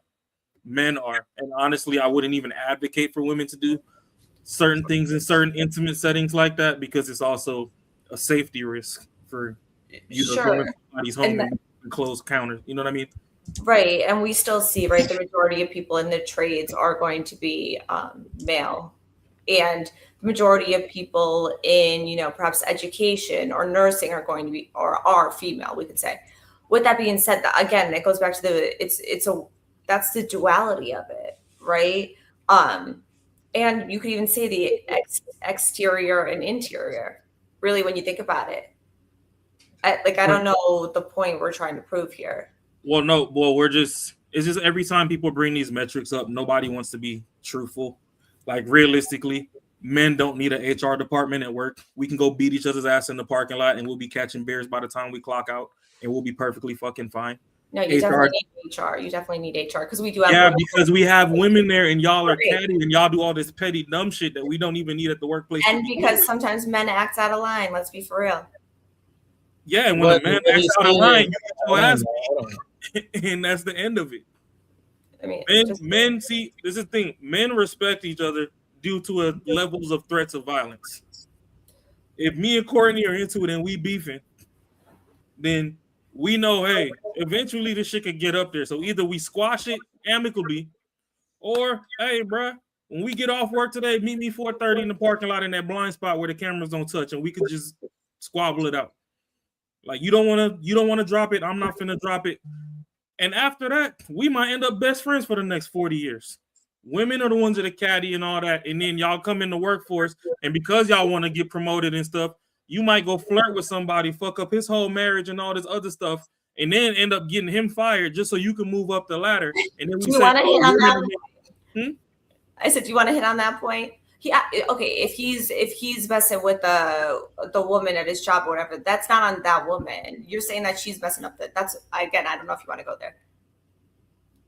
Then who is it? That'd be moving the goalpost. Yeah. No, but who is it on? It's on. I'm not saying that it's on one party altogether, but if she wasn't at the job to begin with, we could get through actually getting the job done. We didn't need HR until y'all started advocating to go to work, which is fine if that's what you want to do. If you actually want to suffer and stress yourself out and get lupus and alopecia and all this stuff because you stressing your body beyond means because you want to come fight next to men and compete, that's perfectly fine. We'll give that to you. A lot of maybe men, it was their interest and what they were passionate about, and that's why they were drawn to that career. I mean, yeah. I think it's wild that I just think it's very interesting to hear the way you're speaking on this.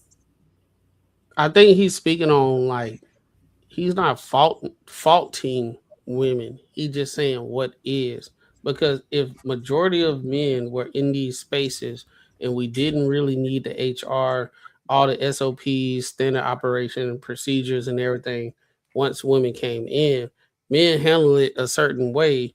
Maybe not the most ethical, but at the same time, it was effective. We didn't have to worry about all these things. He's saying what is, once there was an influx of women coming into these spaces, there was a different SOP that needed to happen because they entered a world that they wasn't used to. And that's what actually happened. They entered a world that they wasn't used to, and they changed the corporate structure based off that. I'm not saying if it's right or wrong. Saying what is, that's what happened. I think that's what he's actually alluding to. So we really didn't need HR and all that stuff because we squash shit how we squash shit. Majority of the times when we was coming in the office, we were straight to the business. It wasn't a lot of catty stuff going on. Once women got into the situation, and again, I'm a preface because I know people like the clip. I'm not saying right or wrong. Once women got into corporate America and the influx that they did, there was a lot of different processes that needed to happen because based off their feelings, how things should be on their accord, stuff had to change, right? So that's what happened. So that's the reason why it changed. I do have a story, but I'm not gonna say it because I know we're trying to get to the next we're trying to get to the next Topic. Courtnee been trying to get to the next topic for a little bit, but the conversation going good. But what Raw is saying, what is not blame. Yeah. I'm not putting blame on either side. So like that could be a shirt. What let's is not not blame. Let's not say I'm diminishing anything, but it's just a lot of things that are in modern structure now don't even need to be there if people that don't need to be there didn't want to be there. And Yeah, I'm I'm sick of writing an email and I miss a comma and I get called out on it. So basically, guess who's doing it? Basically, what's going on is when we talk about what is, it's like women. Bro, y'all keep extending the conversation, bro. Women got to the corporate America to complain about shit. Exactly. It is. All right, we going to the next time. Make sure y'all like, comment, and subscribe for the algorithm, and make sure y'all hit the bell notification. But y'all, we went in for an hour and 35 minutes on that topic. That's crazy. Hey, that's good though. And I ain't even get my full stress off because my internet glitched out. That's good, bro. If it's a good conversation, I think it's a great it's a great conversation, but that's fine. You know what I'm saying? Showing range, bro. Yeah. But let's go. We could have cut this shit like 30 minutes ago. Yeah, definitely could have 1000%. But let's go to this next topic. So I want to get to the main topic real quick. The surrogate McKenna. So she gave birth. Well, the family is basically saying that they wanted to get rid of the baby because the baby was going to have birth defects, and the actual surrogate, she's denying, saying that she does not want to get rid of the baby. She wants to keep it. And so, of course, there are some people on one side of the aisle. There's other people on the other side of the aisle. So we're going to get into it, and then we're going to give our thoughts. That's a pretty good segue from what we were talking about. I know. That's what I'm saying. Gave me a lot of time to see how we can segue it. Yeah. All right, let's get into it. My experience, I don't see the surrogate being successful in being able to keep this child. It's not hers. It's not her biological child. I don't see a world where she has rights to the baby. A surrogate mother successfully gave birth to a baby boy in Texas on August 12th after refusing a California couple's request that she receive an abortion. McKenna West, an Alaskan nurse, has been in a back-and-forth legal battle with the baby's biological parents, who requested she terminate the pregnancy after finding out at 20 weeks that the fetus was diagnosed with a severe but treatable heart condition called hypoplastic left heart syndrome, or HLHS. Instead, West, a single mom of two, traveled to Texas to give birth and now faces a legal maze. Here's what expert Marla Neufeld has to say about what comes next in the explosive case. My name is Marla Neufeld. I'm a reproductive attorney based in Florida. And while I practice reproductive law professionally, I'm also a former intended parent who had twin boys via surrogacy. So a surrogacy agreement does typically have provisions regarding abortion and selective reduction. The parties are supposed to undergo a mental health evaluation where they are supposed to specifically talk about abortion and reduction and make sure the parties are aligned. And typically that mental health counseling is the surrogate does a session, the parents do a session, and there's a joint session. A well-handled match should discuss this at length so that we don't have a situation to the best of we can like this, where the parents may not have wanted to continue the pregnancy and she was not open to abortion, which no judgment if someone's not open to abortion, but like the parties need to be aligned on that. Regardless of what the contract says, and what I counsel my clients on as well, is what the contract says might not necessarily be what the court is going to enforce, because there's always an underlying concept that the surrogate has the sole source of consent with respect to her body. So it's really unclear, given the very, very limited case law in the United States, whether one, a parent could ever compel a surrogate to do or not do, perform the abortion, which they likely cannot. There's no judge that's going to make her have an abortion.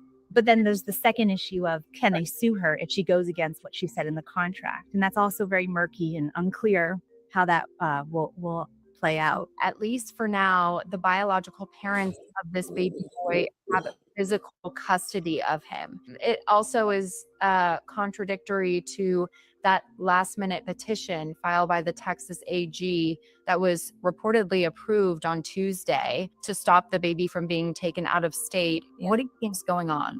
Just from reading what's public information, I don't see any reason why these biological parents wouldn't still be the legal parents of this child. Whether or not they could have stopped her from having an abortion or not having the abortion, that's a totally separate issue from their parental rights. My understanding is there's likely a parentage order, which is a court order confirming that the parents are the legal parents of the child. Do you think there's a world in which McKenna West will ever be granted custody of this child? This is always an evolving area of law, but I do not think that she will ever get parental rights to this child. She is not a biological parent of the child. And under the states that are at play between Alaska, California, and Texas, I'm not aware of anything in their surrogacy provisions that would give her access to the child. I mean, there was a case many years ago called the Baby M case where the surrogate tried to assert rights to the child, but that's very, very distinctive from this case. That was the surrogate's biological child. That's called traditional surrogacy. And even as of now, the court, my understanding has almost like a restraining order against her. Like, she has no access to the child as of now, from what I'm seeing reported, which I think is the right thing. Like, she's not the parent. I don't see how she could be. Do you think, in your expert legal opinion, that this could run on for a very long time? Or, I mean, is there a world in which this goes to the Supreme Court? There's so little case law, reported case law about disputed surrogacy cases. Many times, if there is a dispute, they're handled privately. Many surrogacy contracts actually have provisions in them that ask the parties to keep any contentious issues out of the news and spotlight. So a lot of the facts that are being shared here is actually quite surprising because many of these matters are very private. The dockets are typically sealed. I think a lot of the next steps really pertain to the health and safety of the child and how the baby is going to be doing and what medical care the baby is going to need, and ensuring that the parents, as they should, have a say in the continued care of the child, and how that contrasts to what the Attorney General is now intervening and, requiring the hospital to provide certain life-sustaining treatment. So kind of balancing the state versus the parents. All right, so Jessica, I'm gonna let you rock out first. What are your thoughts on this?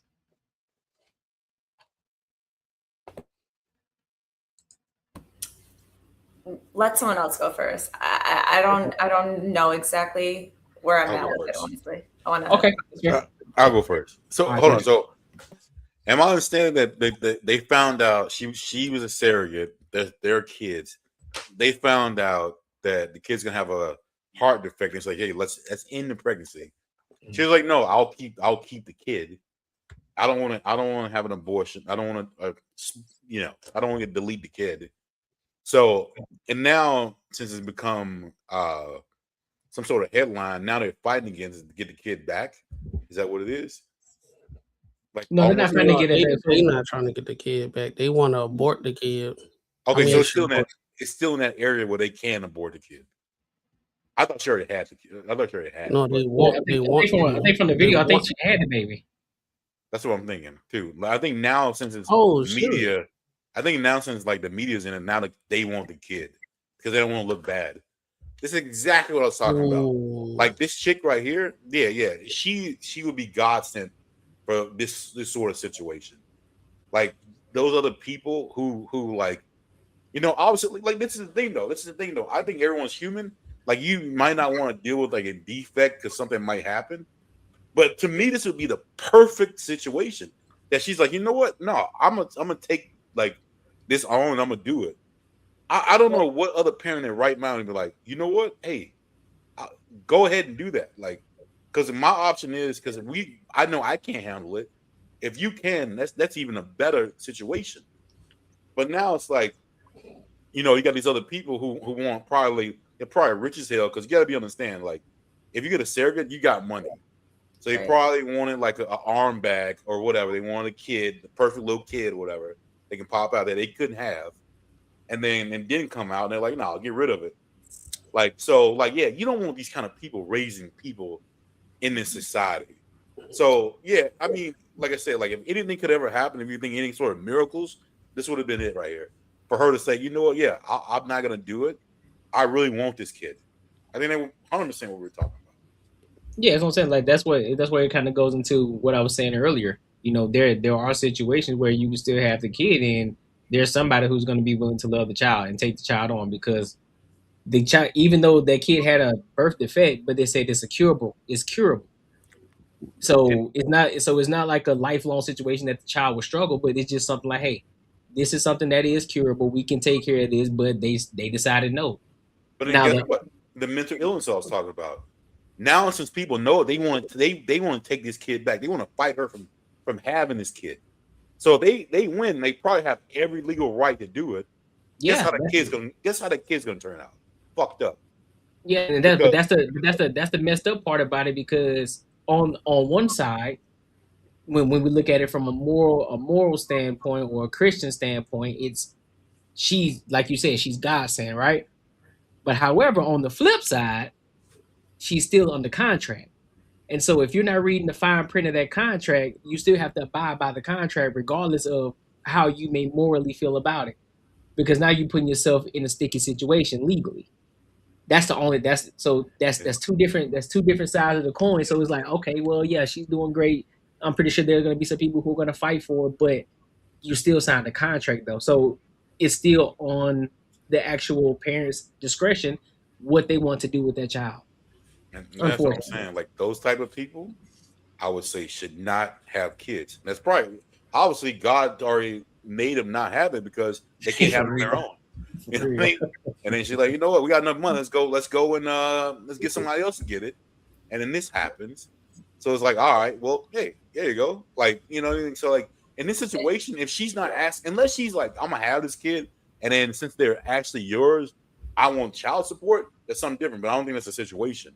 I mean, the situation is, yo, like I'm gonna keep it. You just be done with it. Like you don't owe me nothing. Right. So, yeah, I think those people are despicable. I think they're messed up. Yeah, no, I agree with you, right? Like, because it could have probably went through then, because it's their child. They probably would have went through the process of adoption, perhaps, that she would have. But they already have this rapport. Like they chose for her to have their child. So yeah, no, I would think it was a blessing that this woman is saying, you know, I'm willing to take it on. Yeah. And it could be what you're saying. Because then it gets tricky, right? So then if she's saying, I'll take on the responsibility, I'll have the child. But now then if they go back and say, well, that's our child. Mm-hmm. That's almost like the same thing, like what we were talking about earlier. If there was a 18-year-old and the man did not want, or the boy did not want the child, and the woman did, he should be able to sign over his rights. Since she wants to do it, you have it. But if he ever comes in that kid's life, I think he should owe back child support. If he voluntarily said, you know what, I made a mistake, I want to be in this kid's life, I think at that point he's liable for back child support. So like this should be like conversation that should happen. Like when did he get back in the child's life though? I say at any time. At any time. Probably when she found a new man. Because if he was like, I don't want nothing to do with this kid, and I mean, if you're talking about he's 25 and this kid sought him out, I mean, and then wanted that, then that's a different situation. But 10 years ago down the road, he's like, man, I messed up, and he wants to be in that kid's life. I think he needs to pay back child support. I don't think he should pay any back child support, but I do think he needs to pick up the burden from wherever he stepped back in at. No. But if I make the decision to say I don't want to be in this kid's life, I need to pay the consequences. And the consequence is, yo, no. Like I can't even believe y'all are saying this. Do you know how unfair this is for that woman who now has had this child with this man, right? He said, nah, I don't want it. I'm stepping away. I want nothing to do with it. I'm not paying you nothing, whatever. Then randomly 10 years down the road, he wants to be like, oh, now I want something to do with my, y'all don't get to do that when it's convenient. Why not? I got to agree with that. Why not? If you make a consequence, if you make a decision like that, you got to pay the consequences. I don't give a fuck. I'm a New York City dickhead first. I told you I ain't want this shit. You went through with it, which then bought me time 10 years later to be like, oh shit, you know what? I actually did do Shorty wrong. But let me check on Shorty and see how her and this kid doing. And I get back in, and hey, maybe I'm actually in a position now to where I can't help. So from the day I step in forward, I need to be responsible. Instead of it being a 50-50, I probably need to do like an 80-20 when it comes to the financial responsibility of this kid, just for the fact that I was absent. But we talking about fair, and we know good and damn well life ain't fair. We got the Discovery Channel, we got National Geographic, we can see all the other animals in the wild, and shit fair outside. So I don't know why women like to bully men with this fair shit. Shit ain't fair. If I ain't want it and you wanted it, die on that hill. If I double back later, then boom, I need to be more responsible than you financially for this because, hey, now I changed my mind. No, but you're not thinking about the child also. Like you dipped when the child was born. Now that child went through 10 years of their life with you not wanting to be part of it. Like, you're trying to make it that, oh, you get to just decide. Like you're focused on you. What about that child? Fuck them kids. Yo. No kids for you. I would say this though. I would say this on the flip side though, because think about it. So what if in the on the opposite side of it, the man wanted the kid, but let's just say the man wanted the kid, but the woman didn't. So where's her consequence at? Well, so the man wants the kid. Okay, no, let me say again. I was gonna say you're saying she didn't want it and now she does, right? So I guess it would be living with that because we were talking about terminating the pregnancy. It would be living with that decision that she went through with that. Okay, so but what I'm asking is on the opposite. Okay, I'm sorry. Maybe I framed that wrong. So say in the situation, right? Say in the event that the man wanted the child, right? He wanted the child, but the woman still had it, but she don't want to allow the father in the life. Is he still liable for child support on the long run, even if that child decides to come back into his life and they start to interact with each other?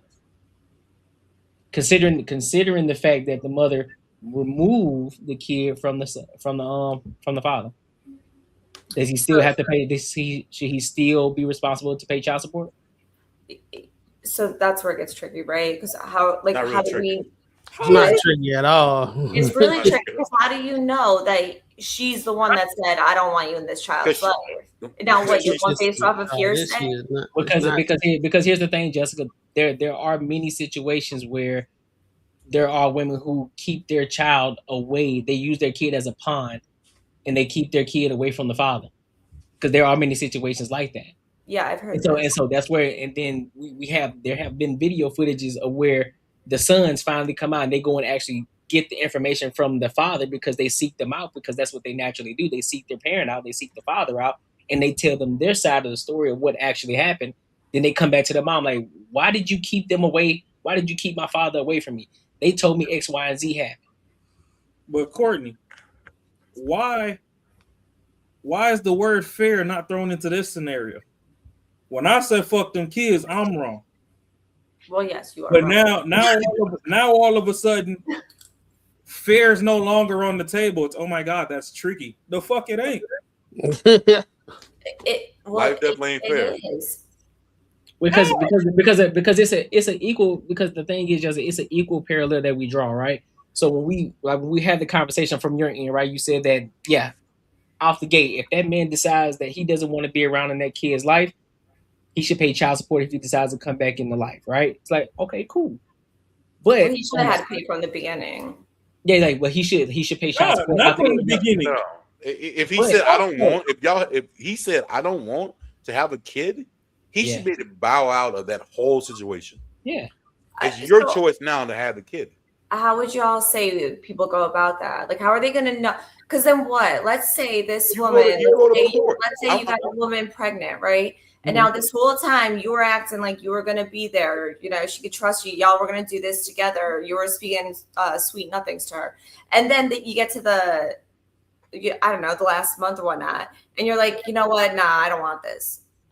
So no. And that's why you're going to be like, I'm not paying because now I told you I don't want it. 50, basically, what you're saying is 50-50. Basically, what you're saying is y'all educated, y'all smart and all this type of stuff, but y'all don't have the discernment to get with a guy that actually gonna take care of the kid. So now you want to do on the other side of it, you want to blame the man after that. Bro, what she just explained You basically what you just explained was you don't have enough discernment to get with a guy that can take care of the damn kid. No, that's not it. She's literally just No. I know what doing what I want you to do. Hold on. Now we're not working. Hold on. I know exactly what's going on. She is saying that she's having it. I'm not saying that you having it. I'm not saying that.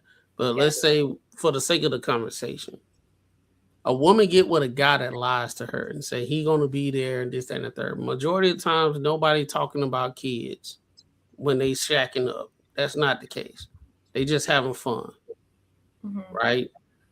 When y'all having conversations, nobody is talking about family and all that type of stuff. When they first start talking and everything, I say within the initial meet of men and women to the point where they actually have sex, no more than 2 weeks. Ain't But nobody. Matt, she said y'all know about the kid. No. Nobody You know about the kid. Yeah. She said you know about the kid, and he's like, "Yeah, I'm gonna be there for you. Yeah, we're gonna have this kid together." Like he knows in the the get rid of it stage, and he's saying that I want to be with you, have the kid. That's what she's saying.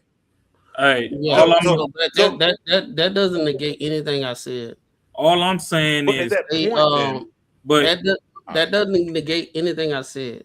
I'm saying within all the time when you met this guy, the 2-3 weeks and everything, y'all had sex, blah blah blah blah.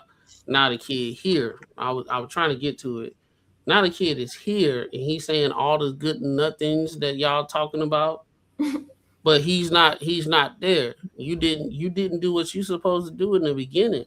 So at that point in time, he has the right at the last minute say I don't want to do nothing with the kid, because at the same time, if we put it on the other side, women can have that same I don't think that's characteristic of men.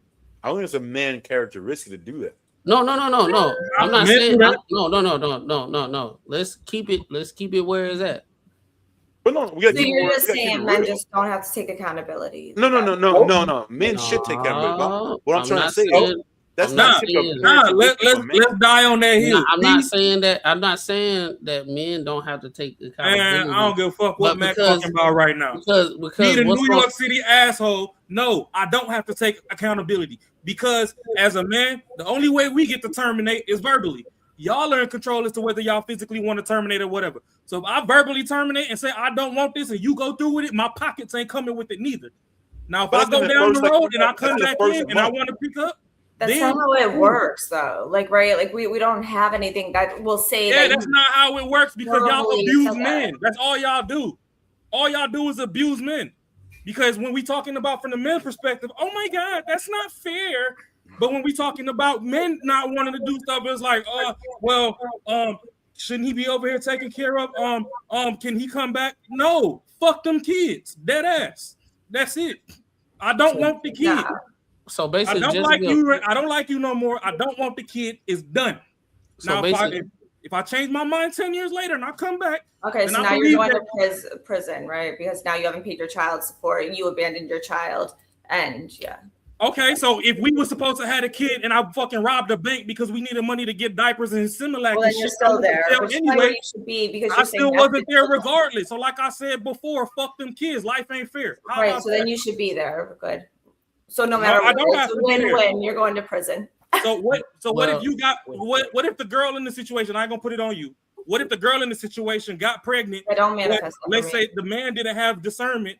And he was fucking with a hoe, and she out here sleeping with other dudes. You think the dude want to deal with a woman that got 6-7 dicks running through her while she pregnant? So there could be other situations as to why he don't even want to be there, but we're not gonna talk about because oh my God, it's not fair. Don't abandon me. I'm not gonna lie. Jessica, I'm not trying to. I don't want to beat up on you, but I think what you're doing right now with the comments that you said, you kind of proving the point.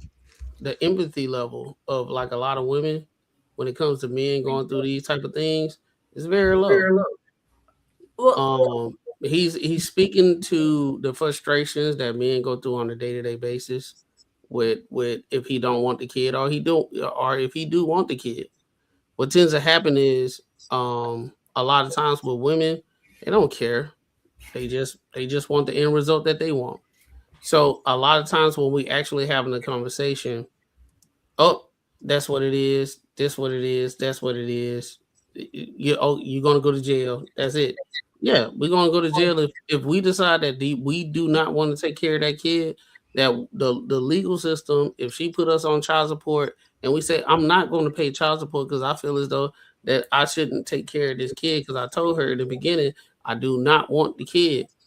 I'm still going to be put on child support, and guess what? If I don't pay it, I'm going to jail. I can't get a job when I get out, and at the same time, I'm gonna have back pay to pay. So what I'm saying is, I'm trying to draw out a real life situation. So it's easy for women to do this, the out of like, I'm just gonna do this abortion or whatever, and I don't want to be responsible. I don't want to do that.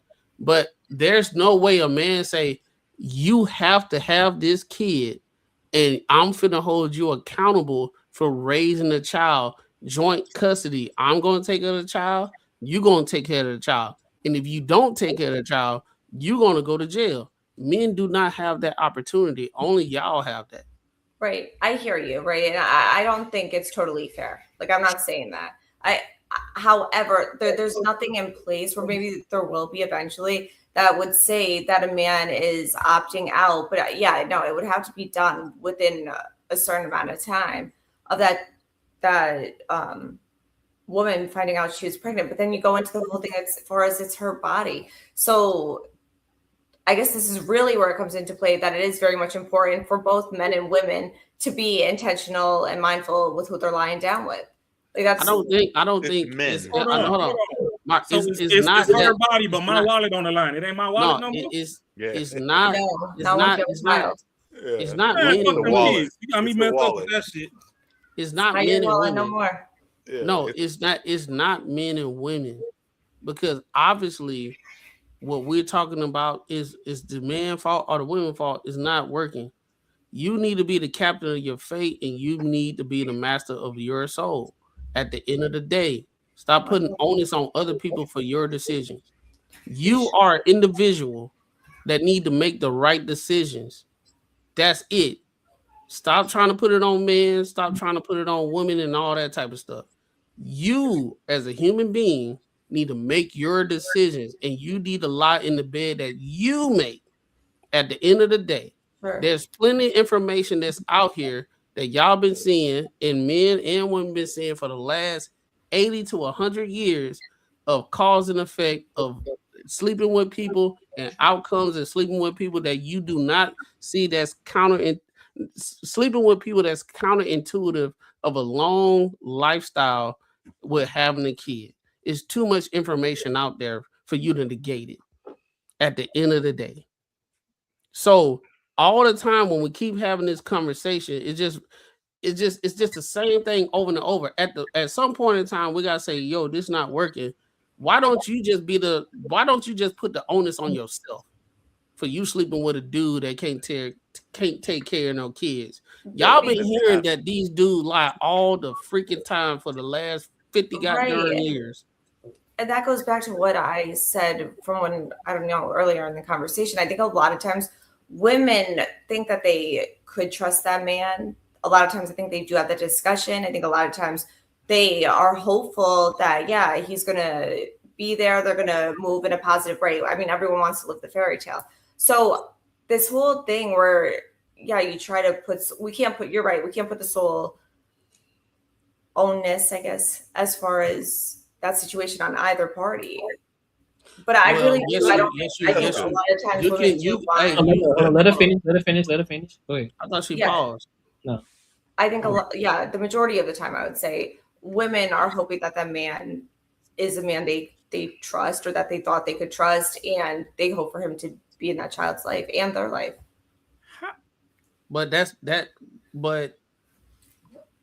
I believe what you just said is the most sensible thing.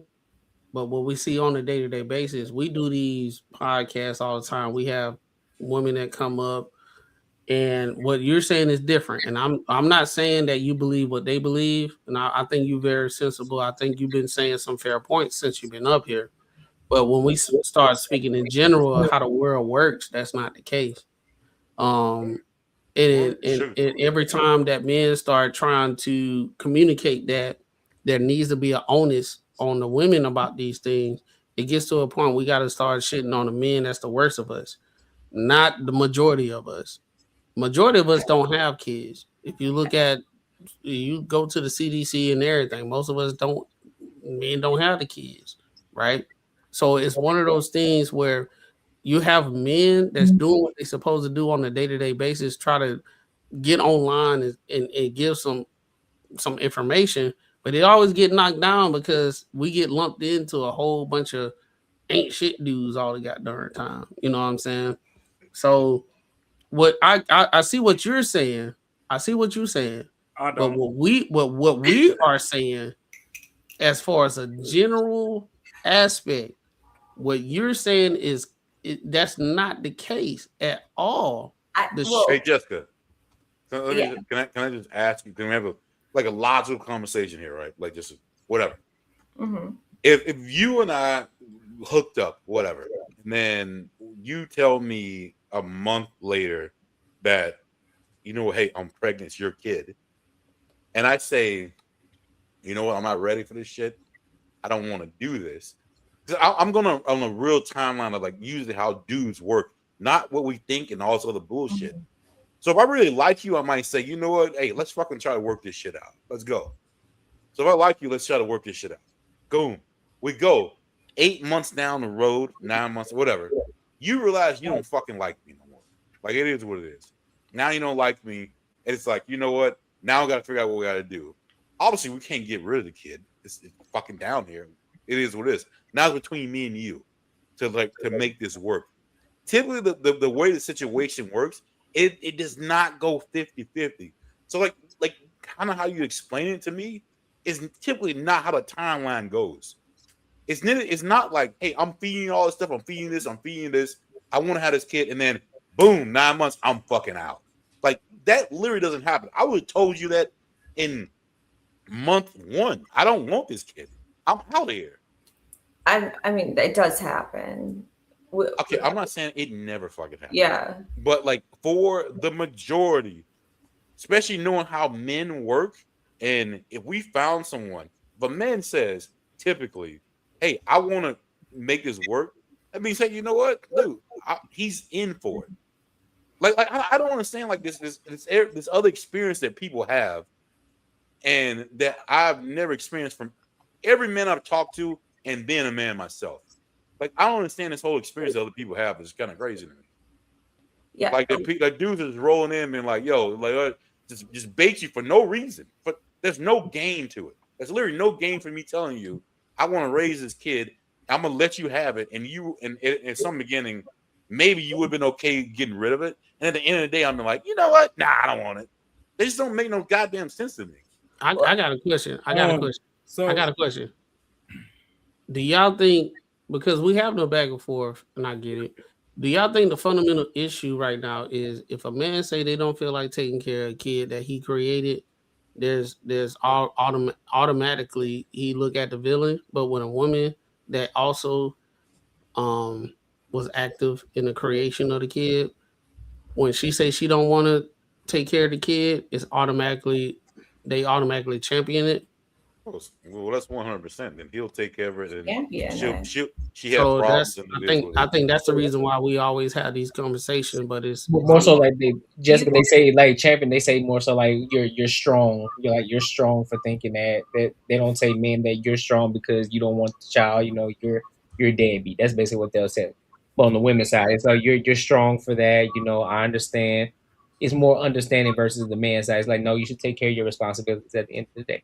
And it's not your choice, right? And then it's so backwards now that because the woman is actually carrying the child, for her to do what she do because she don't want to have the baby, it's like she's championing. But the guy that don't do the same thing, but he plays a part of it, he's looked like a villain. Like you need to be ostracized out of society because you're not man enough to take care of the kid that you created.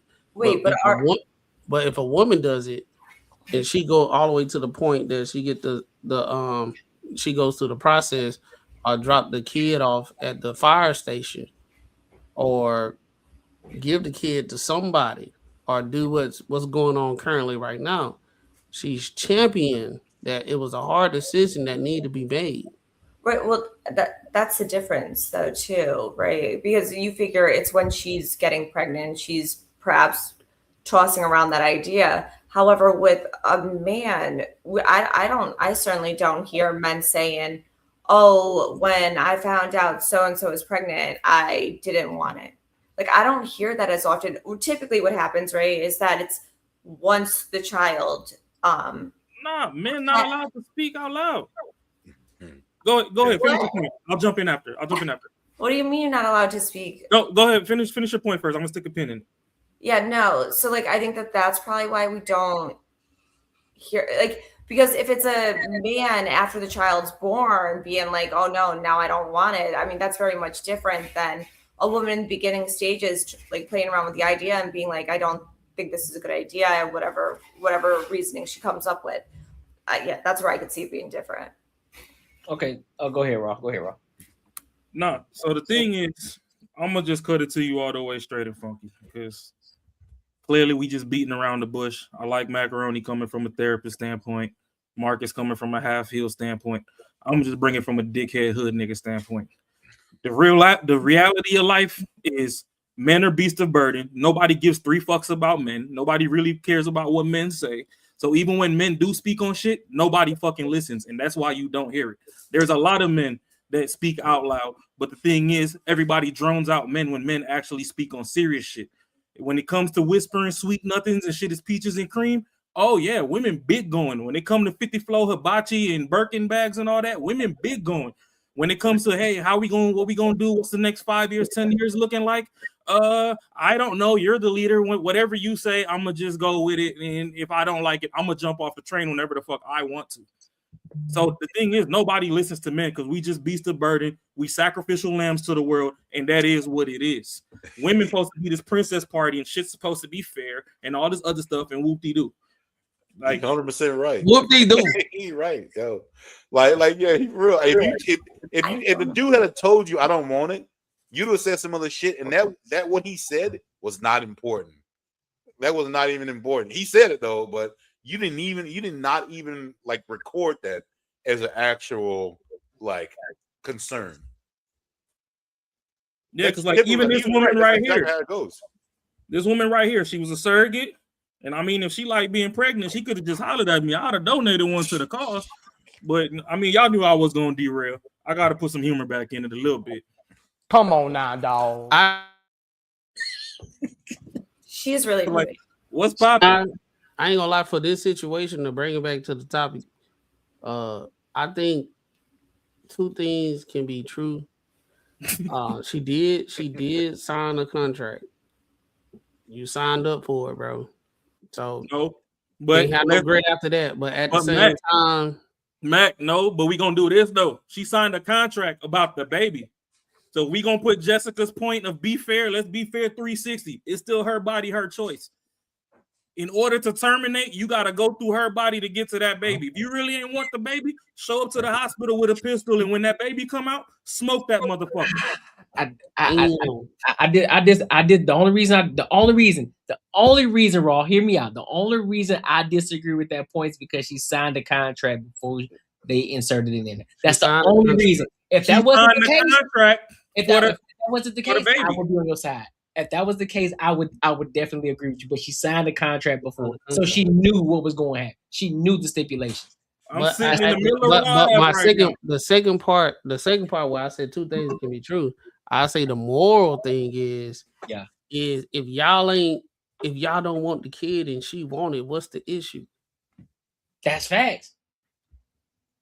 Well, no, Marcus made a point earlier that to have a surrogate, you got to be rich. I kind of disagree on that.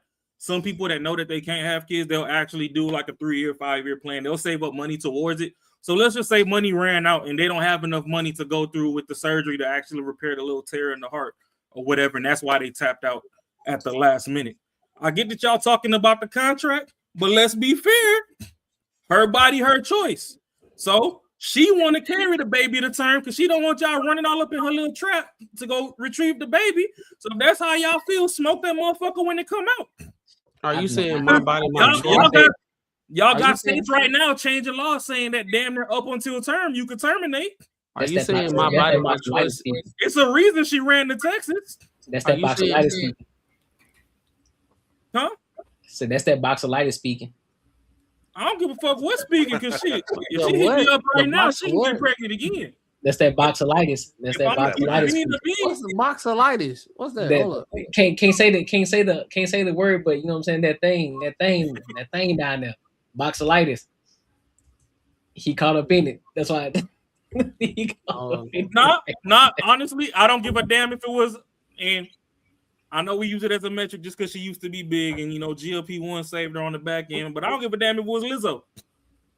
Like, the thing is, if we gonna be fair, and I'm gonna use Jessica's point. I know, yeah, you to women, if we gonna be fair, it's her body, her choice. She don't want y'all running up in her shit, destroying shit to go on an extraction mission. So if y'all really don't want the kid, then let her deliver the kid. And before that kid take the first cry, put a pillow over his head. Wait, but hey, check it though. If it's her body, her choice, she put her body into the contract. That was her choice. She put her body into the contract saying, hey, y'all wanted a baby, I will carry it for you. So she it's ain't one saying of that those I want y'all things- in here with stirrups and turkey bases and all this other shit, remixing my organs because you don't want it no more. So what we saying is, long The as contract a was woman, for the baby. I'm carrying the baby to term. If you don't want the baby, when it get here, throw that little nigga in the trash. Until then, that's it. My body, my choice. I'm going to carry it here. If So you what broke, we just say saying that. is- If you so can't what we fix the heart, just say that. If you Shit. don't have no love for this kid no more, just say that. If that was your last sperm cell and your last egg, just say that. But at the end of the day, it's my body, my choice. I'm bringing this little nigga here. And if you don't like it, you can suffocate, smoke it, whatever the fuck you want to do when they get here, but I'm carrying it to term. And that's it. I don't give a fuck about the contract. If you want some of your money back, sue me. I'm broke anyway. I got my own 2 kids. Fuck out of here. So basically, my body, my choice. Is null and void anything.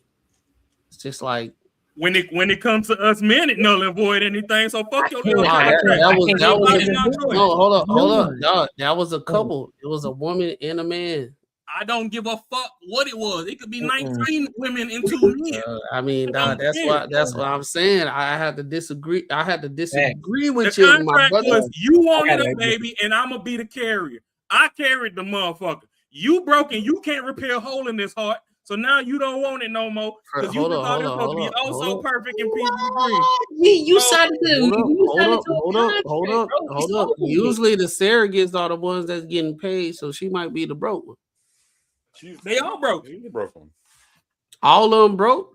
They all broke. This bitch is throwing BBLs on you in the club right now, making payments on the booty. Nah, bro, I can't. This is the only time I'm not agreeing with the my body, my choice. She signed a contract away. She signed a contract for the baby. You're not gonna run up it. You're not gonna run up in my body. In the contract, it's stipulations to you signing the fact that you're using your body to have a baby. So your body is a part. Your body is a part of that contract. Okay. So you're signing your body away. It's not my fault that y'all played on the petri dish and this little nigga got weak ass genetics from y'all bum ass niggas and got a hole in his heart, and now y'all want to fuck up my body behind your little ass monkey ass kid that I was helping you carry. I thought that's a risk. That's a risk. That's a risk. My body, my choice. That's a risk you got to take. They had the kid, right? I didn't risk it. I'm gonna bring it to term, and if you don't want to smoke that bitch like brisket. I just say, hold up. You said brisket. Hold on, Jess. You was about to say something, Jess. Go ahead. Yeah, no. We can have a barbecue discussion, like if y'all want to take it there. From my understanding, I did think that like when you are going through that process, like you're able to even discuss like what they're going to perhaps their diet, even their nutrition. So it is kind of like they're controlling your body in a sense. Yeah, you know what I'm saying? That bitch will catch a fire. I agree. So yeah, if it's in the contract and then they're saying, you know, we don't want to go through with this, realistically, it would be their decision. Yeah, When you signed your body. It's like going to the military. You signed your body away, regardless if it's your body. You signed your body over. So whatever they tell you to do, you got to say how high. How far you want me to go? It would be their decision, but I think at this point, someone should step in and say, "Hey, she wants to take the kid, as long as they don't have to pay." I don't know. I think that's when you get, like, a president can't do everything. Like, they need some people to sign off some shit. It should be like that. Yeah, everything's cool. Well, we got something. We can't let that happen. I don't think the kid should get deleted if she really is willing to fucking take the kid. Yeah, she already got 2 kids already. I mean, my thing is on the moral side of things. Yeah, I'm like, hey man, just let her take the kid, and she got 3 kids, and she can take care of the kid as if it's her own because it actually came out of her. So it's I mean, I know some people gonna think otherwise, but that baby came out of her, so she's gonna have more of a connection to that kid more than anything. But on the legal side of things, no, listen, it's whatever you signed. It's whatever you signed over. It's whatever you signed over. You signed your body to that. So Courtney, I want to ask. Hold on. Let me throw a wrench in there. So what if these doctors? Because we just had a case. I don't remember if it was even in Arizona locally or not, where they medically declared somebody deceased and the motherfucker was not deceased. Right. And now that doctor is under fire. So what if on the scan they just read the scan wrong and ain't no hole in there, and they told her to go ahead and get that motherfucker up out of there, and she went and got a second decision on her own dime somewhere else and realized that the first diagnosis of whatever was wrong, and now these motherfuckers calling back like, oh, you know what? Never mind, we changed our mind. We want to keep it. Like, no, it's still her body, her choice. Fuck the contract. If the money's what you out of, we can settle the money in court. Because that would have been part. No, but y'all signed up for a baby. But the point that you missing, though, like, regardless of, but that would be, but again, regardless of the second opinion, you still got to fulfill your contract. So you can go get a second. You can get a second. And I said I'll carry it. Contract fulfilled. No, it's not. Yes, it is. Because you still decided to the simple fact that you had to go to another state to have the kid is you already are not abiding by the contract because you are supposed to be abiding by the law in which you signed that contract. So with that alone, they have she's not fulfilling her contract at all. They told her to get rid of the baby. She still decides to have the baby. So no, she didn't fulfill it. The baby and leave it at the fire station. She didn't fulfill it. But she kind of did. They said, we want to, implant this child in you and we want you to carry it. And so she's doing her diligence. So he's kind of right.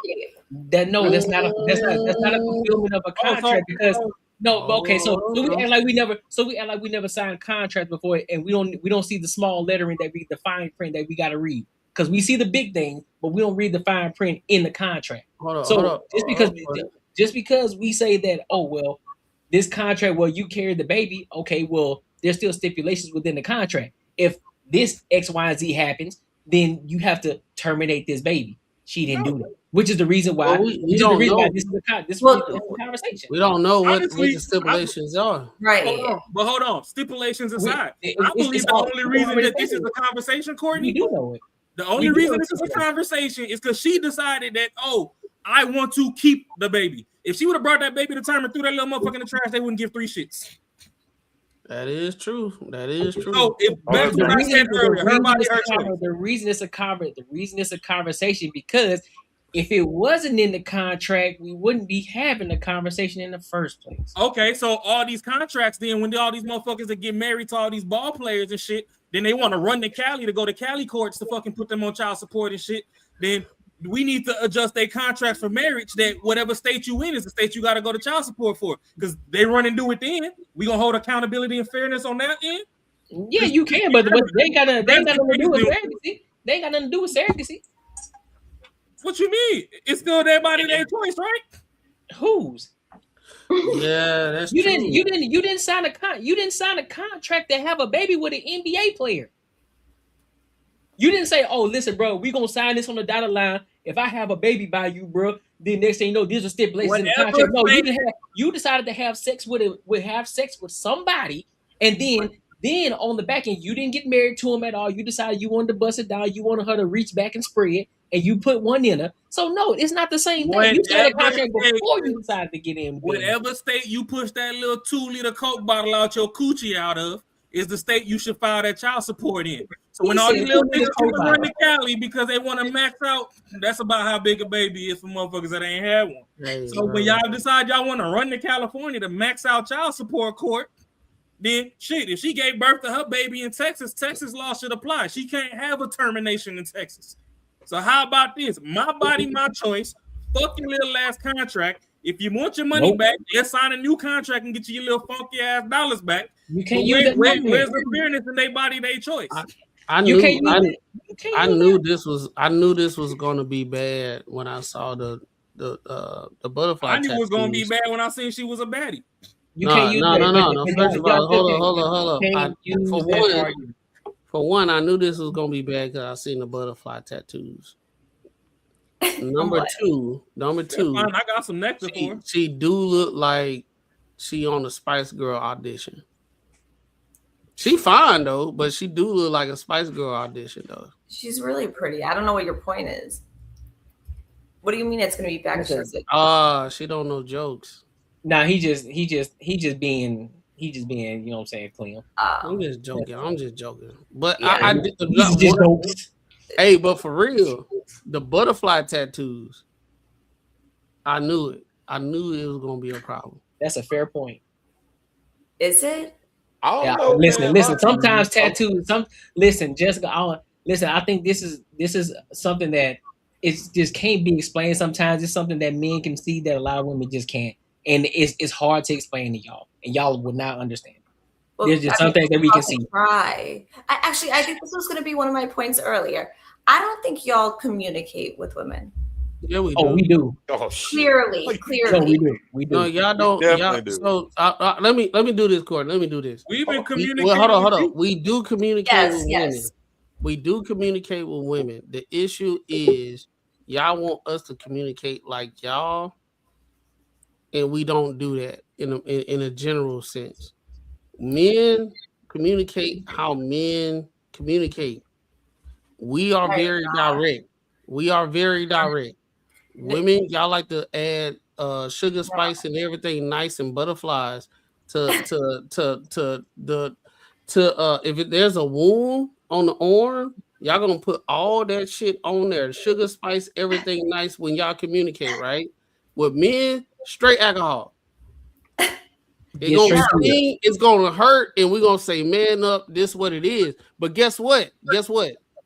That wound is gonna heal way faster than you putting the sugar, spice, and everything nice. You're lying. No, you're asking. Hey, how do you think? I'm not. No, hold on. Let's do it. Hold on, Margaret. It's not true. It is true. A lot of times y'all don't like to tell women no. You don't like to say something they're not going to want to hear. Absolutely. Right. All right. Hold on. Wait.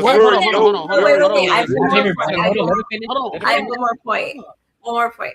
And not to mention, y'all talk about, we can be with our boys and we don't say anything before to you each go other. forward. We just understand that you guys really are not effective communicators. Nah, bro, let her throw the raisins in potato salad. We can pick them out later. Hold on.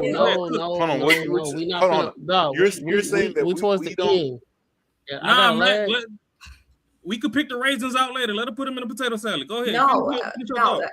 No, we not, bro. We not finna sit here and listen to all this stuff because I want to be concise. You can't do that. Matt, you can't do that. You gotta let her finish her thought, bro. Let her finish the thought because we were talking about this over here. Just bring it back. Remember what she said, and then just dial in. Yeah, that's what I want to know. Like, what? Go ahead, Jess. We don't. Did you hear my point? Say it again. Yeah, no. So I said, no, y'all don't like to tell a woman no, or something that you know she's not going to want to hear. Yeah. And the second point was that y'all even talk about how you could be with your boys. You guys don't talk about nothing. You could just hang out. You could just, you guys, you struggle, I think, communicating effectively. You understand what it is? All right. Can I talk now? Hey, Marcus, y'all stop me to hear that. Real quick. Go ahead, man.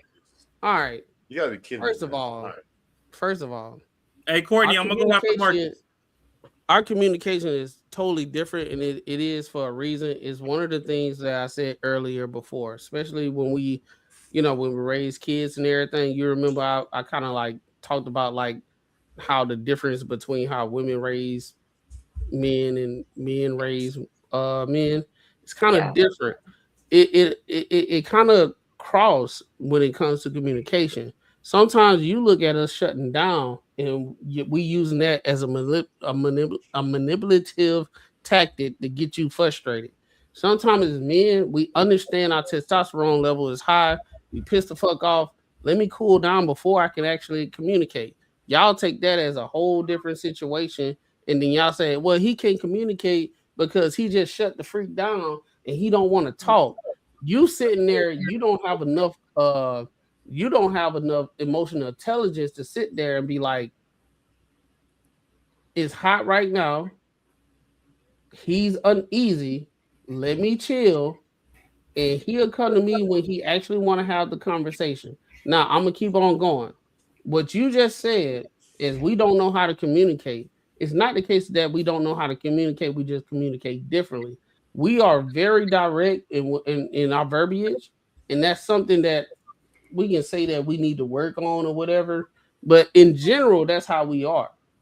The problem is we don't communicate like y'all. So y'all take it as we don't know how to communicate.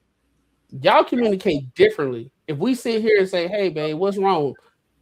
Well, when you hear that well, W-E-L-L, W-E double hockey stick, it's going to be a while. Us as men, how we operate, if something is bothering us, we just going to be like, I'm pissed off right now. I don't feel like revisiting the shit that's pissing me off. I know what I got to do to fix it, and I want to fix it, and I'll feel better after I fix it. With women, y'all don't care about if it's being fixed or not. Y'all just want to talk about it because it's based off y'all feelings. Well, I hear you, right?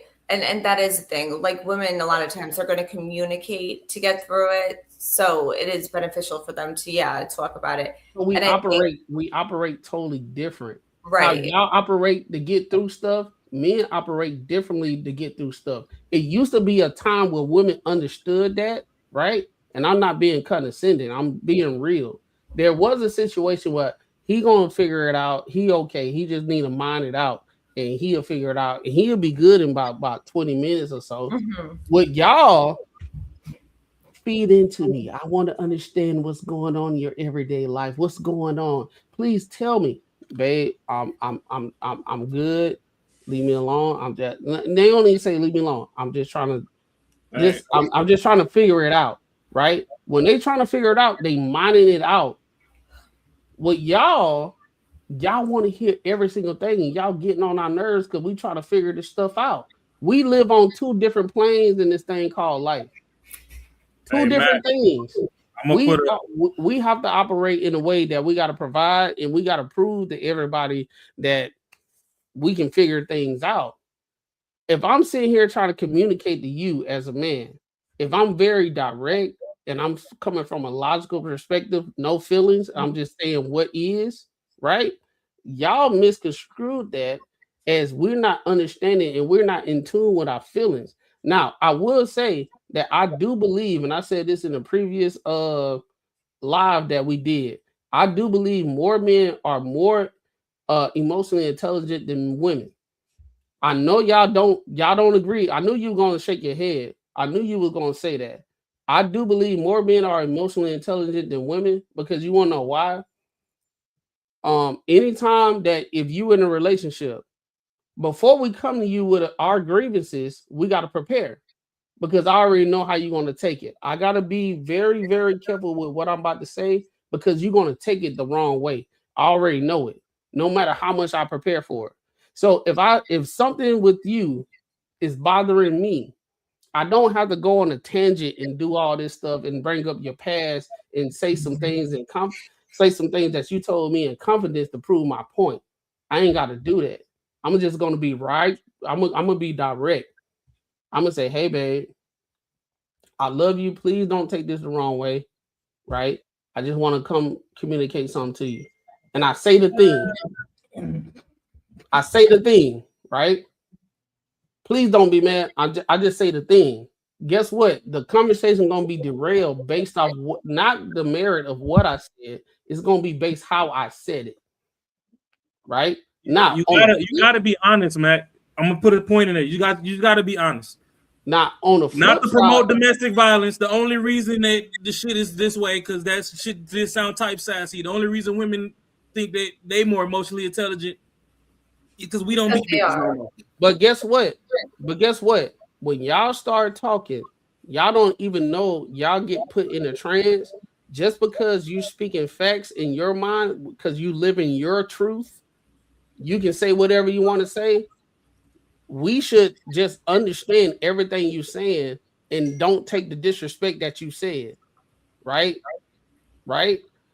Y'all will go in. Y'all don't have the emotional intelligence because emotional intelligence, understanding the communication that you have with somebody, you understand how it will affect them. No. That's not the case? No, emotional intelligence is being aware of your own emotions as well as being controlling your own emotion, but at the same time, understanding what you say or what you do can affect others, correct?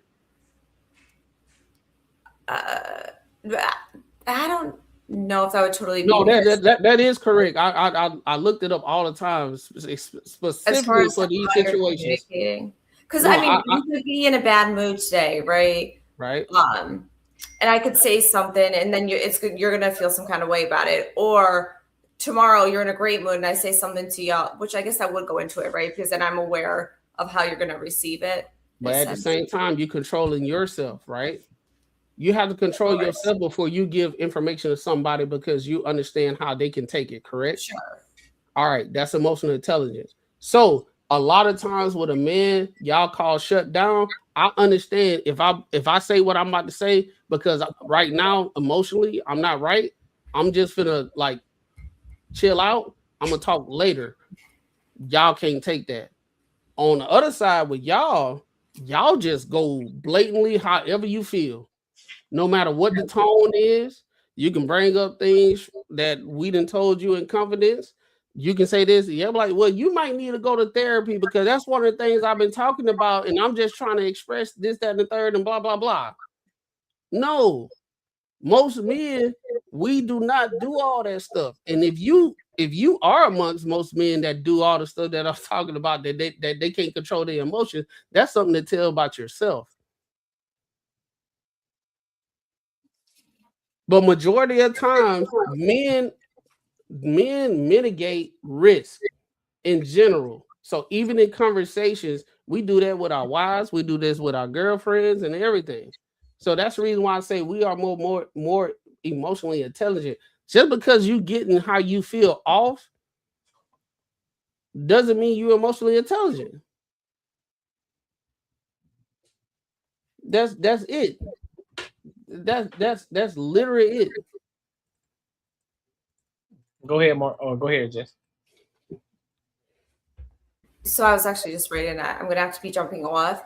I think that this is a really good conversation, though. I don't know if something you want to explore earlier because we do communicate differently. However, you made so many points. I don't even know where I'd want to start with it. With that being said, I would say I disagree, and I hate to leave it there, but because I don't think a lot of men are actually even aware of their own emotions. Like a lot of men will say, they're not this, and they'll try to make a lot speculative because if you was to give a reference, just how when I went in detail about things and scenarios, if you give that, go ahead. No, yeah, I could certainly give you examples. Again, though, I'm gonna have to be, it's 1:45, so I'm gonna have to be jumping off. Right. But Right. no, there's certainly, I mean, I speak with a lot of men, right? So I've even heard these things where men are not aware of the emotions connected with what they're saying, or how they, like, a lot of times we'll try to, I don't know, justify it in a way, or discredit that things are an emotion, which I That's think a is human wild. aspect, though. That's a human aspect. That's Mac. not gender. That's not a gender base. That's Well, a human. No, Macaroni, you want to know the beautiful thing before she jumps off? You want to know the beautiful thing of this dynamic? It's a lot of things that if me and you disagreed upon, one of us getting popped in the motherfucking mouth. Once it gets there, the fact that they don't get popped in the mouth no more like their ancestors used to is proof enough that we're emotionally intelligent. Like if we just gonna cut all bullshit aside tonight, because the thing is, we'll have a conversation and we'll attack points, and women will start going to, oh well, I don't like the tone. Fuck the tone. What's the message? You know what I'm saying? Like the message gonna be the message regardless. Fuck the tone. Because you can read a book, and if you in a bad mood, the way you read a paragraph gonna hit different than when you come back and read that same motherfucking book, same page, same paragraph when you in a good mood. So we really gotta stop the bullshit. Just like when we were talking earlier, and I was talking about, HR and all that ain't needed. If we know, hey, we could get to rumble in the jungle, then that might just be a quiet day at work that day. Ain't nobody cracking jokes. Everybody gonna focus on doing this roofing, doing these nails, whatever. Because we still got a job to get done. Now, once this motherfucking job get done, it's up. I bet not see you, since you didn't want to fucking do it amicably. Men gotta walk on eggshells, immaculate eggshells, just to get 1/15 of a point across to a woman. And they still try to discredit us to say we not emotionally intelligent. Yeah, man. And They on their hand, when they go into them little rainbow relationships, the DV higher on their side than our side. If you get a woman that's not healed yet, she gonna beat your ass in the middle of conversation just because she done got your words misconstrued. So who's not intelligent emotionally? The crazy thing about it is years and years and years, women been telling other women the reason why men do what we do. But now we sitting here saying, hey, it's not that we shut down. We just like really pissed the hell off. And I know the next thing I'm about to say, it might not be the best. So I'm just chilling out so I can revisit the conversation and we can have a conversation, right? They don't take that in consideration. They like, no, y'all don't do that. Y'all just shut down to manipulate us. It's like, no, I'm like in the midst of a real deal. I'm pissed the hell off. I'm mad as hell. I'm about to go over here and just chill out so then I can actually have a conversation. That's what most men do, but they've been programmed to think that when men go silent, we're using it. He know I get mad when he gets silent. You know what I'm saying? So it's like it's a lose situation. So that's the reason why I always say, like we had these conversations before. I think most men are more emotionally intelligent than women. Women just think emotionally intelligent is being able to speak and talk about how they feel. But they leave out what you say can affect the person that you're talking to. You always hear women say, yeah, this dude can't handle rejection and this, that, and the third. I told him, no, I got a boyfriend, and he went crazy. But then when you hear the real story, she was going the fuck out. Get the fuck out of my face, you broke ass nigga, this, blah, blah, blah, and all that type of stuff, right? That's not emotionally intelligent because why can't you? Because what you just said, you don't care about how they feel about what you just said, right? You could just say no.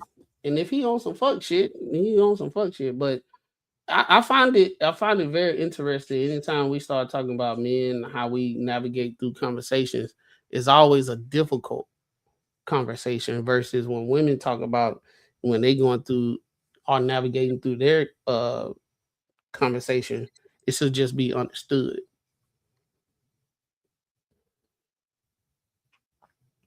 Shit, I'll let Marcus get this stress off before I talk again. Hey, Marcus, Got it. the Master Built is the best grill that I ever had in my damn life, bro. Hey, My that God, y'all didn't let my nigga Marcus get shit off. I'm with it. That Master Built is dope as shit, bro. Marcus, it took me 3 years to get that thing. right? Shit, you had Mac in his therapy bag tonight. I had to be a hood nigga. Y'all didn't let Marcus get none of his shit off. Lord Jesus.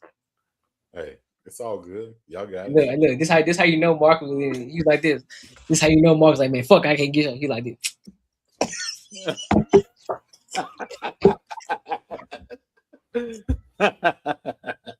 Hey man, that head drop. That nigga head drop like.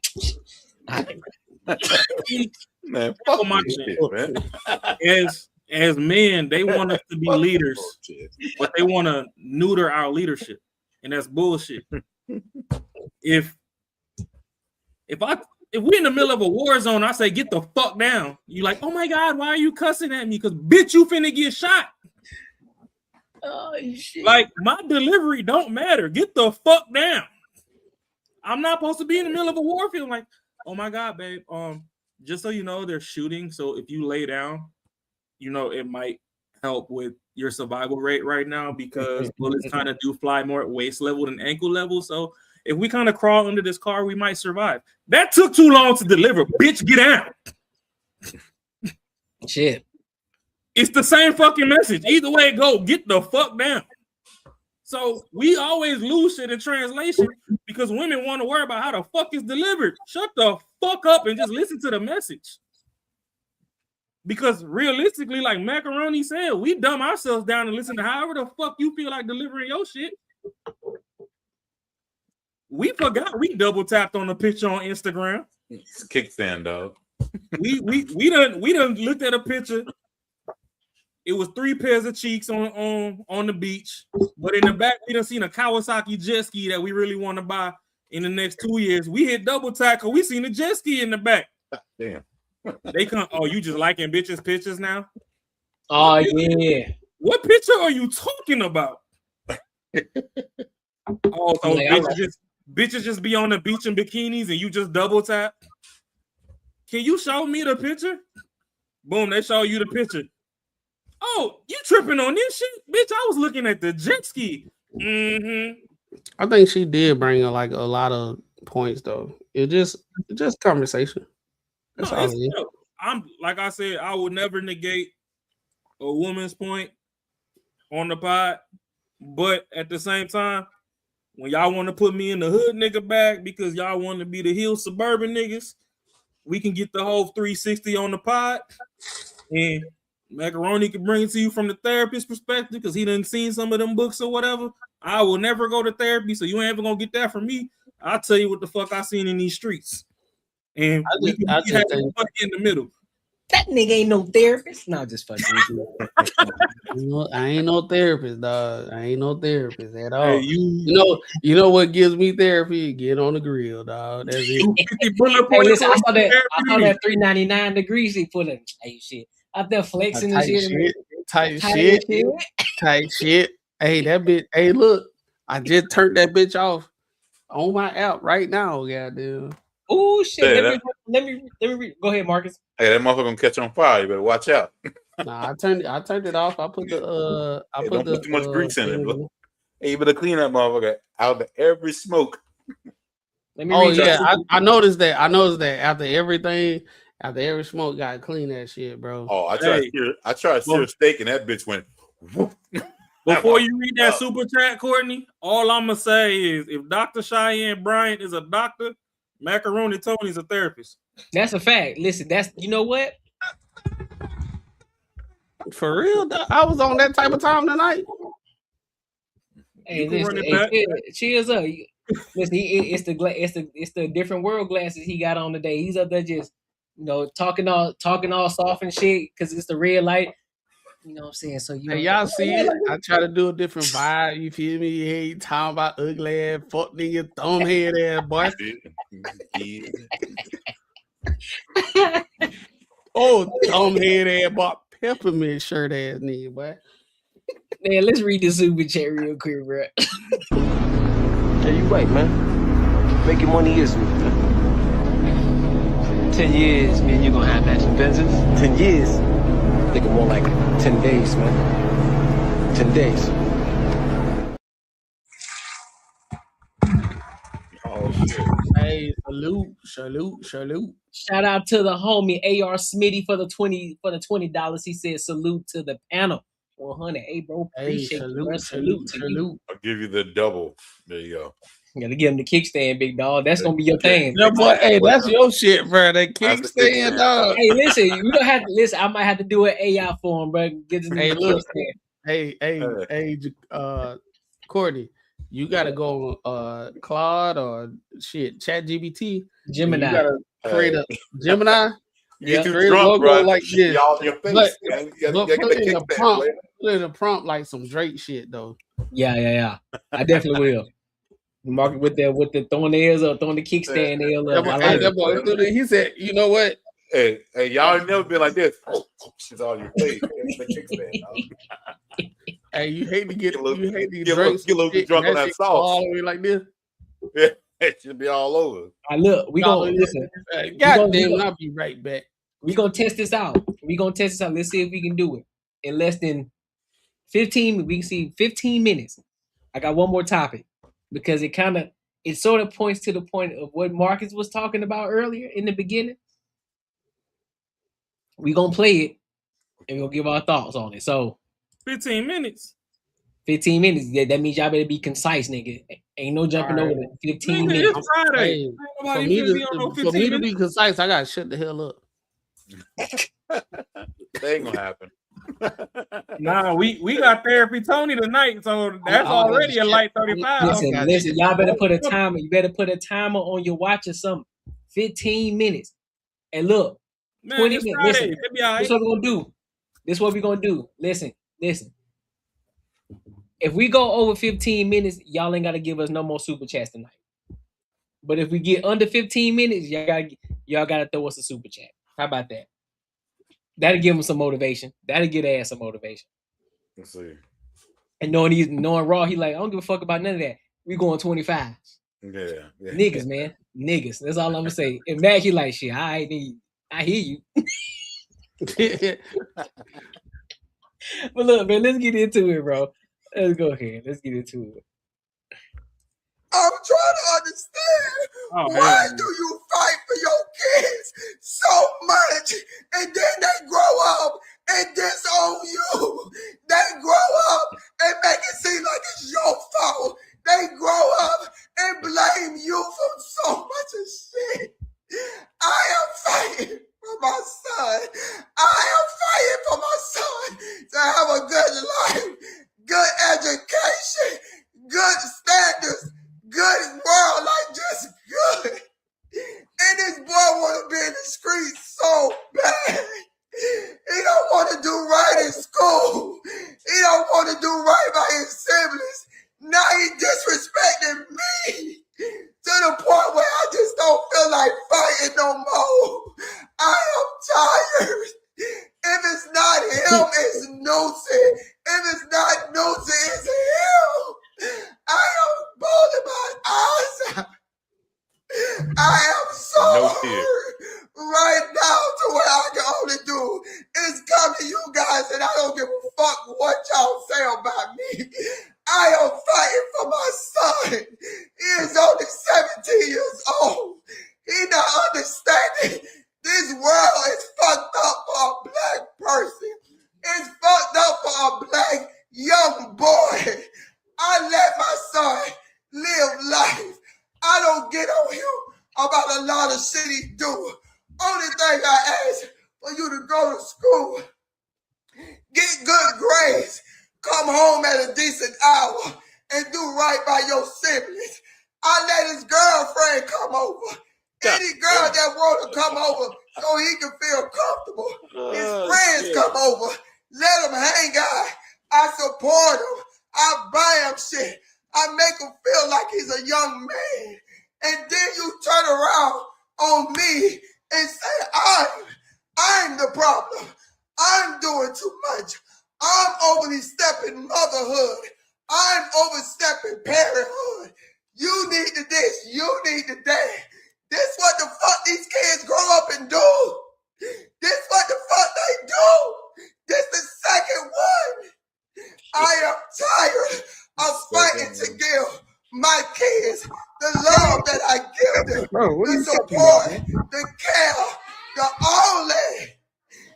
It is bad. You want good for your kids, and they don't see that shit. They don't see it. But another fucking woman that didn't have shit to do with you because you dated her fucking daughter have so much, so many opinions, so much advice. You don't listen to your own fucking mother. Your mother. I'm your mother. This is why I'm tired. I am tired. And then the stepdaddy calling me, trying to make a difference. That's my son. I'm fighting for my son. That nigga crazy. That nigga crazy. Nah, we going to therapy corner first. Y'all don't want to hear what I gotta say. Yeah. Go ahead, bro. Go get it off, bro. Oh yeah, you got it. Yeah, shit. Hey, Tom, yeah. I can understand the frustration, but she said a bunch of nothing. If she was going to say everything that she said, then she should have just not even press record. Bro, the thing is, the women who heard that shit did not pick on the bad shit she said. I picked up on it. No, I'm saying women who hear that shit, like us, we're men, so we picked up on the key points that she said. Hey, that was them like, comments, what the Courtney. fuck are you talking about? All women heard was she's in the straw. Everything else was fucking comments on the video. Her fault. Was it? No, go ahead. Scroll yeah. So her fuck, like it was all like, you hear the shit she was saying. Like we picked up on she this is the perfect example of parents trying to be like, I ain't gonna be as hard on my kids as my parents was. I'm gonna let them do what they do, and they trying some new shit, and that shit don't work out. So now you done let his girlfriend in, and he done smashed in the house, and everything cool and all that type of stuff, and you sitting here wondering why everything went wrong. You heard what she said? Only I ask you go to school, you have all your friends over, you have a girl over. That's like, that shit don't even go together. Like yeah. You focus on if the motherfucker go to school, not the other shit is gonna lead him down a different path. You have your friends though when you are 16, 15, and they mom cool with you being there, bro. That's not gonna end well. Well, like, I'm gonna just say how I know that she lying. I'm gonna tell you how I know she lying. About what part? She too old to be recording this shit. She lying. About what part though? What you lying about? Of all the shit that she done did to make him an outstanding young man, and he went against the grain.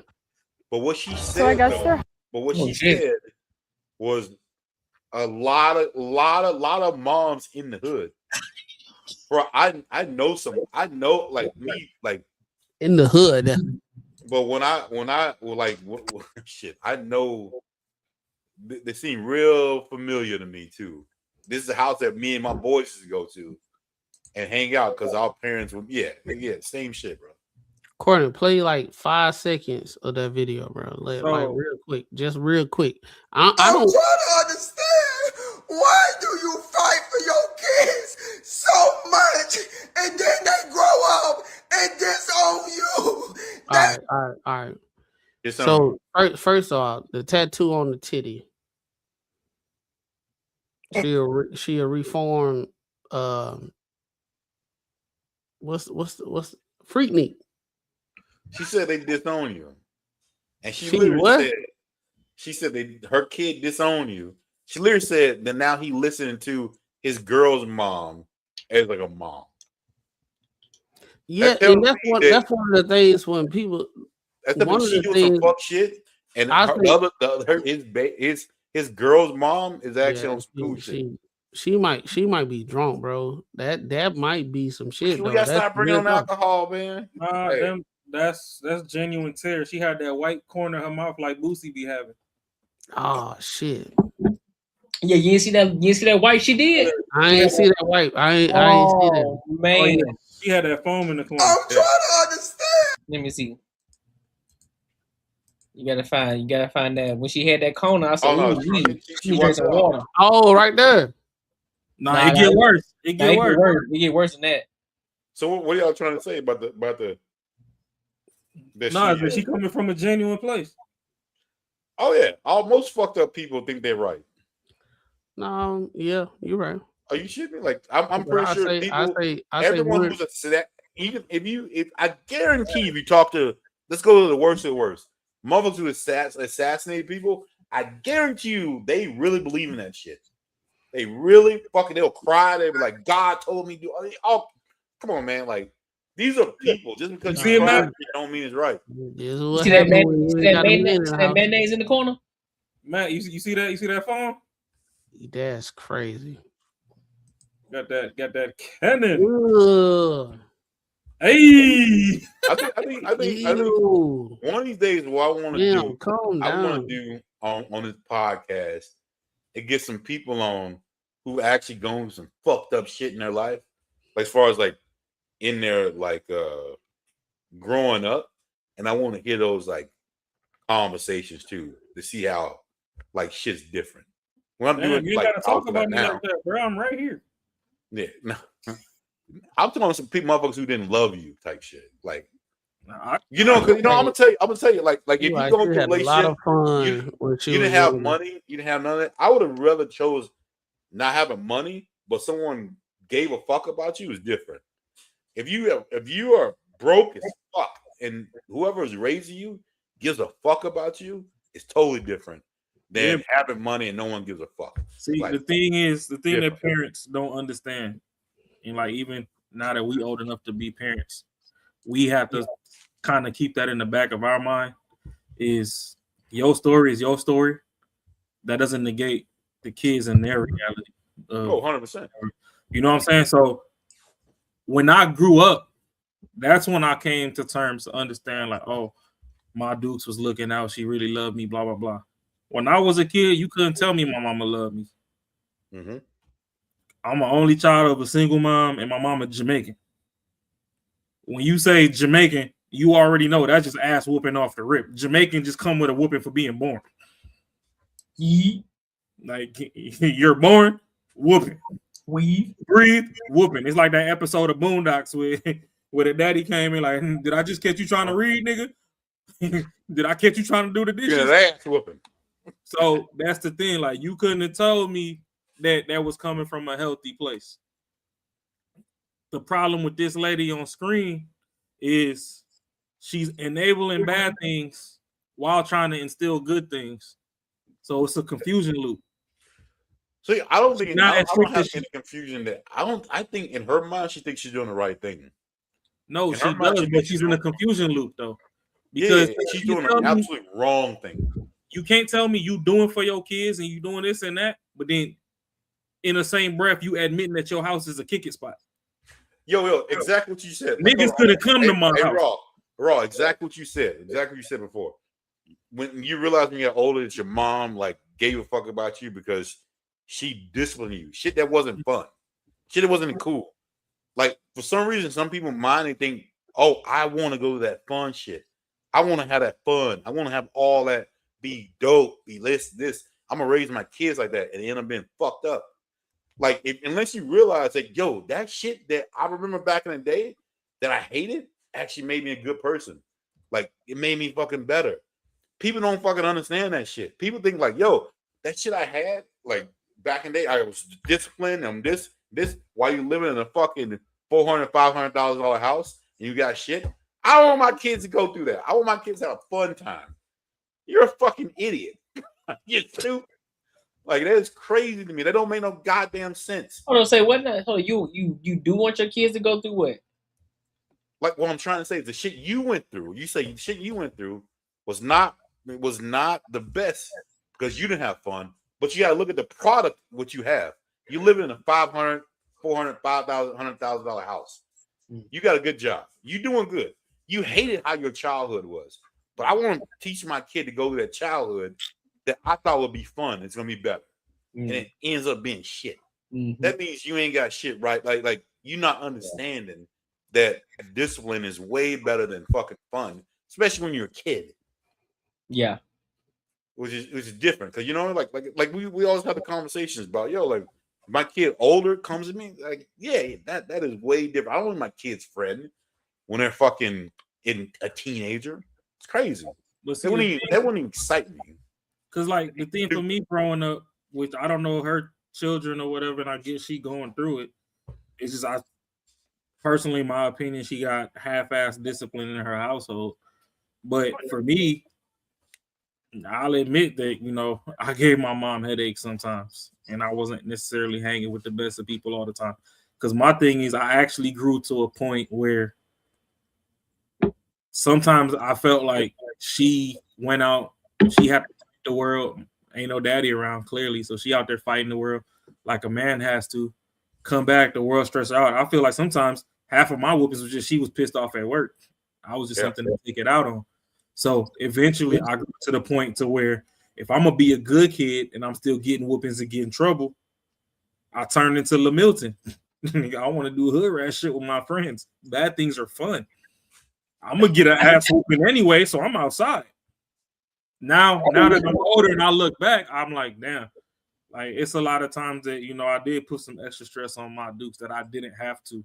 But at the same time, I also had OGs in the hood too when I was in the hood environments. Because don't get me wrong, we bounce back and forth. I done lived in an actual home in a residential suburban neighborhood, and I done lived in the Jets. But there was always people looking out. So like even when I was in the projects, there was still a dude, That's the village. Well, yeah, we had the village back then. So you got a dude, he just got out of jail. He been out for like 2 years. He done sat on a 20-year bid. He done had 5 kids when he went in. He came out. He only got 1 kid technically surviving. Because we could say 2 dead, 2 locked up, and only 1 actually became something. And he like, shit, your mama only child. Like, bro, I get that this shit is fun, or, the glitz and glamour, we make it look good, but I done been down this road, like, don't. Yeah, no, that's the thing. I understand that too, because even in just how you've had your experience, in the suburban area, right?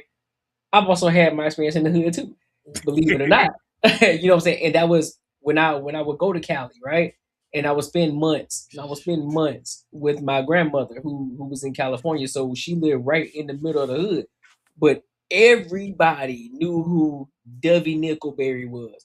Even because when we talk about Crips, Bloods, everybody was on that street, but they had mad respect for her. So anybody who knew that we were related to Dovey Nickelberry, everybody was like, okay, you don't fuck with her grandkids at all. And so we was up and down the block like it wasn't nothing. Literally, at night, shots right up the street. Uncle got killed right up the street because he was one of the big kingpins at that time, and he ended up getting shot in the head. So I understand it and what it means to have a village. You know what I'm saying? There were certain people who wouldn't let you get involved in BS that you shouldn't be in. Like, hey, listen, Courtney, don't be going down there because you already know your grandmama, she gonna act a fool. And I ain't finna get in trouble by it neither. So now I'm gonna need you to turn around and go on back down there. Because as kids, we were dumb. We were still doing dumb things, even though we were taught well. We were still doing dumb things and trying to get into some BS that we shouldn't be getting into just because we were just dumb kids at the end of the day. We didn't know no better. Yep. Yeah, I don't know if it's just my bias or what it is. It's definitely your bias. It's definitely my bias, 100%. But when I hear hood and I hear West Coast, I'm like, what the fuck you talking about, bro? Like from the South, like in Mississippi, like, geez. Have you ever that's the question. Have you ever been to the West Coast? I mean, not Arizona, but I'm talking about people from Mississippi don't go to California, like Compton. Lived out there in that area. Have you ever experienced? Have I lived there? No, Exactly. So therefore, you can't. That's the point. That's what the bias comes, because I lived in Mississippi too. But what I'm saying is the grind is a little different. No, it ain't. Oh, okay. All right. Again, I ain't gonna hold you, I'm Marcus. telling I you, get what I'm you're telling saying. you, it is my bias. When I think when you live in like you go to New Orleans, you go to Third Ward, you go shit. These motherfuckers they living in shotgun houses. These motherfuckers are going through some shit, bro, like crazy. But then you go to the West Coast, these are nice neighborhoods, but these motherfuckers are just thugs. Like, you But know what I mean? that lets you know that you only speaking from what you think. I and exactly what I said. It is my bias. It is my bias. But that comes from, and respectfully, that comes from an ignorant bias because you haven't even been out there. But okay. So, but then we got to go against. What I'm trying to say is, why are you a thug and you live in a nice place? Because all of California ain't nice. Just because. So let me do this. I don't think he played Grand Theft Auto San Andreas. Do you believe that there are nice areas in Mississippi? Did you not play San Andreas, You bro? really asking me that? I'm asking you a question because I live there too. Do you believe that there are nice areas in Mississippi? I lived in a nice place in Mississippi. Oh, exactly. So therefore, but most people who've never been to Mississippi, they wouldn't even know that there's nice places in Mississippi. They gonna think it's just country bumpkin shit out there. That's ignorant. Thank you. That's the same thing you just mentioned about y'all. Listen to what I'm saying, bro. Listen. I don't think y'all listen to what the fuck I say. You kind of, hey, Marcus, you kind of y'all listen to what on I that say. one, bro. Cause y'all on the same level. Y'all don't listen to what the fuck I say. There's differences. Have you like in a hood? Like, let me slow it down. When I in a hood in Mississippi, in a fucking ghetto in Mississippi, it is like crazy grimy shit. Like, it is not to where you go to the middle class neighborhood or somewhere, whatever. The motherfuckers are there thugging. They ain't doing that shit. Because you're able to afford this type of shit. You ain't doing that type of shit the motherfuckers are doing over here. In California. So when I look at it, and I'm telling you, it's a bias. Again, it's a bias. So when I go to the West Coast and everything's clean, everything's cool, only you got is fucking bars on the windows. Clean? In Compton, Marcus, this is Marcus. This is why you coming from. This is why you coming from an ignorant. This is why you got to let me cook on this one. This is why you coming from an ignorant place. You've already said that you've never been to California. So just by you saying that it's clean over there, you already the law because all of California is not clean. Bro, I've never lived in California. That's ignorant to think I've never been to California. I said I have. I lived in Mississippi. I lived in California, and I lived in you're not Alabama. listening to what I'm saying, bro. I'm saying it is my bias. It is that should kill everything else. It is my bias. Well, that's the point. You shouldn't even talk about it if you can't even come from a place of just saying it's your bias. And I'm telling you from a person who lived there, I'm telling you what it's not. And you're saying like, bro, it's my bias, but it's still over there. And I'm telling you, that's like me saying I've never lived in Mississippi before. And I said, hey, bro, Mississippi country. You don't think I know murders happen in California? You don't think I know that motherfuckers are ruthless?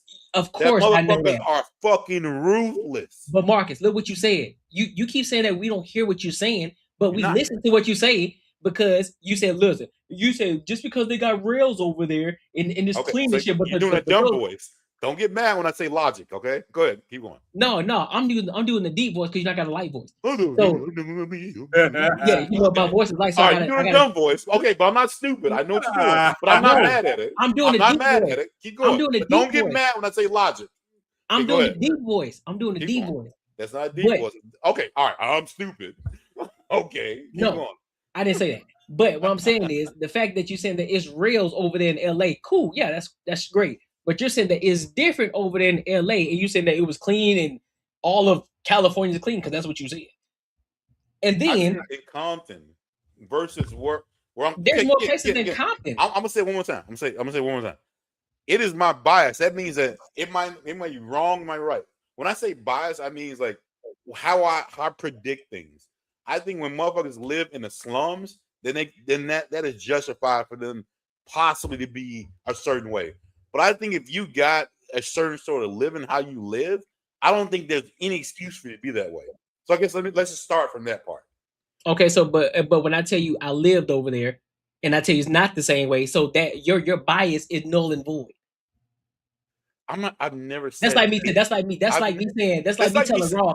That's like me saying, Raw. I got a bias. I got a bias towards where Raw lived at in Brooklyn, and I say, listen, bro, my bias tells me that y'all live this kind of way over here. Like it ain't really like that in Brooklyn for real. For real. Raw tell me, nigga, I grew up over there. So what I'm trying to say is, what I'm trying to say is, first of all, the for a dude New that York got killed. politics perspective, I'm from the Bronx. Fuck Brooklyn. My bad, Bronx. Okay. I said Brooklyn. The Bronx. The dude that just got a life in prison for killing that rapper or whatever, right? We remember they're on stage and shit. He lived in a nice neighborhood, but this motherfucker's a thug, right? Now he's trying to hang out with the thugs. That's what I'm kind of almost comparing it to that. You know what I'm talking about?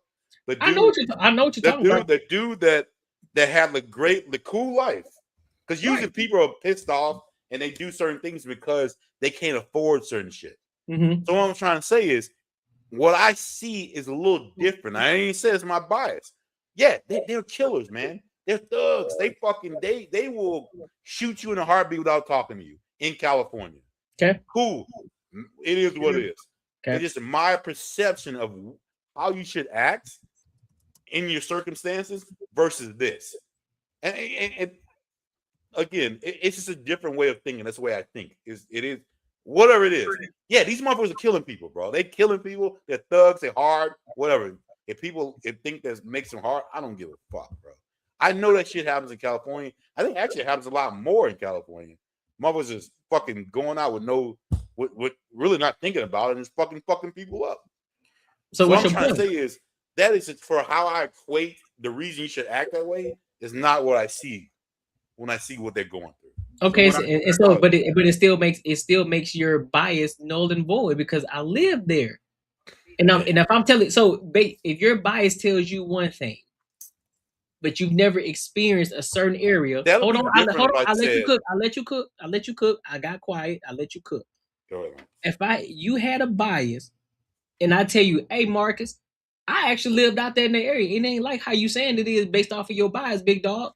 And then I also told you I lived in Mississippi too, which is one of the reasons I asked you, hey, bro, do you think there's good areas in Mississippi? Like, hell yeah. But there's also some shitty areas as well, which I know because I live there as well. So I'm able to speak on it, right? Just as Alabama, great areas, and there's some horrible areas. Pritchard, Alabama, right? It's a road, no saying, Roger Williams, for those of y'all who know, areas like that, right? So because I live there in that area, so I'm able to speak on it. But if I just give you a bias, now mind you, you're right for your bias. Cool, you can have your bias, but if I'm able to give you a more perspective of where you're talking about, I'm like, nah, it ain't like what you think it is, big dog. It's more than that. But when I say I got a bias, that means it's probably not right. When I say I got a bias. When I got a bias, it means that what I think is probably not what's actually going on. So that's why I said I got a bias because how I look at things. Yes, they're thugs, they're killing us, all kinds of shit, bro. Like 100%. What I'm trying to say, my bias is that's how I don't think it should work. That's all I was saying, man. I'm not saying I've never said there ain't no killings in California. I know some dumb shit like that. These motherfuckers killing people all day. These motherfuckers killing motherfuckers for no reason. Like I said, I equated to the dude who lived in a good neighborhood who now want to hang out with the thugs. What the fuck are you doing that for, bro? Yeah, that's in Chino. Yeah, that's Chino Hills. That's Chino Hills, California, where you got where that's a good area. But I ain't talking about that area. All right, I ain't talking about Chino Hills or the areas where the suburbs are at. I ain't talking about the suburban area. I just said Compton. Isn't Compton like the one of the fucking? Yeah, it's one. It's one of them, but there's more. There's way more than that. I know it's cities. way more. Okay, Yes. I'm not gonna keep going on this. This is an endless road of nothing. So Well, it is what it is, bro. What I was gonna say is the problem with California is it is proper presenting curbside. So, like, I get what you're saying with the hoods in Mississippi and all that. Because don't get me wrong, like I was ignorant too to California because I'm like, shit, y'all niggas got houses and grass. Like, ain't no way you gang making out of 4-bedroom, nigga. Like, we making it work off the 13th floor in a 2-bedroom with 7 people in the crib. You know what I mean? But a lot of those houses, they have curbside appeal. But if you go on the inside, some of them niggas ain't even got furniture, bro. Like, niggas is going through it. So I know how much it costs to buy that house. So I'm like, and that's the thing too. A lot of those people bought those houses when they were cheap, and it's passed down. And just property taxes alone equates to what damn near they bought the house, what they daddy and mama bought the house for.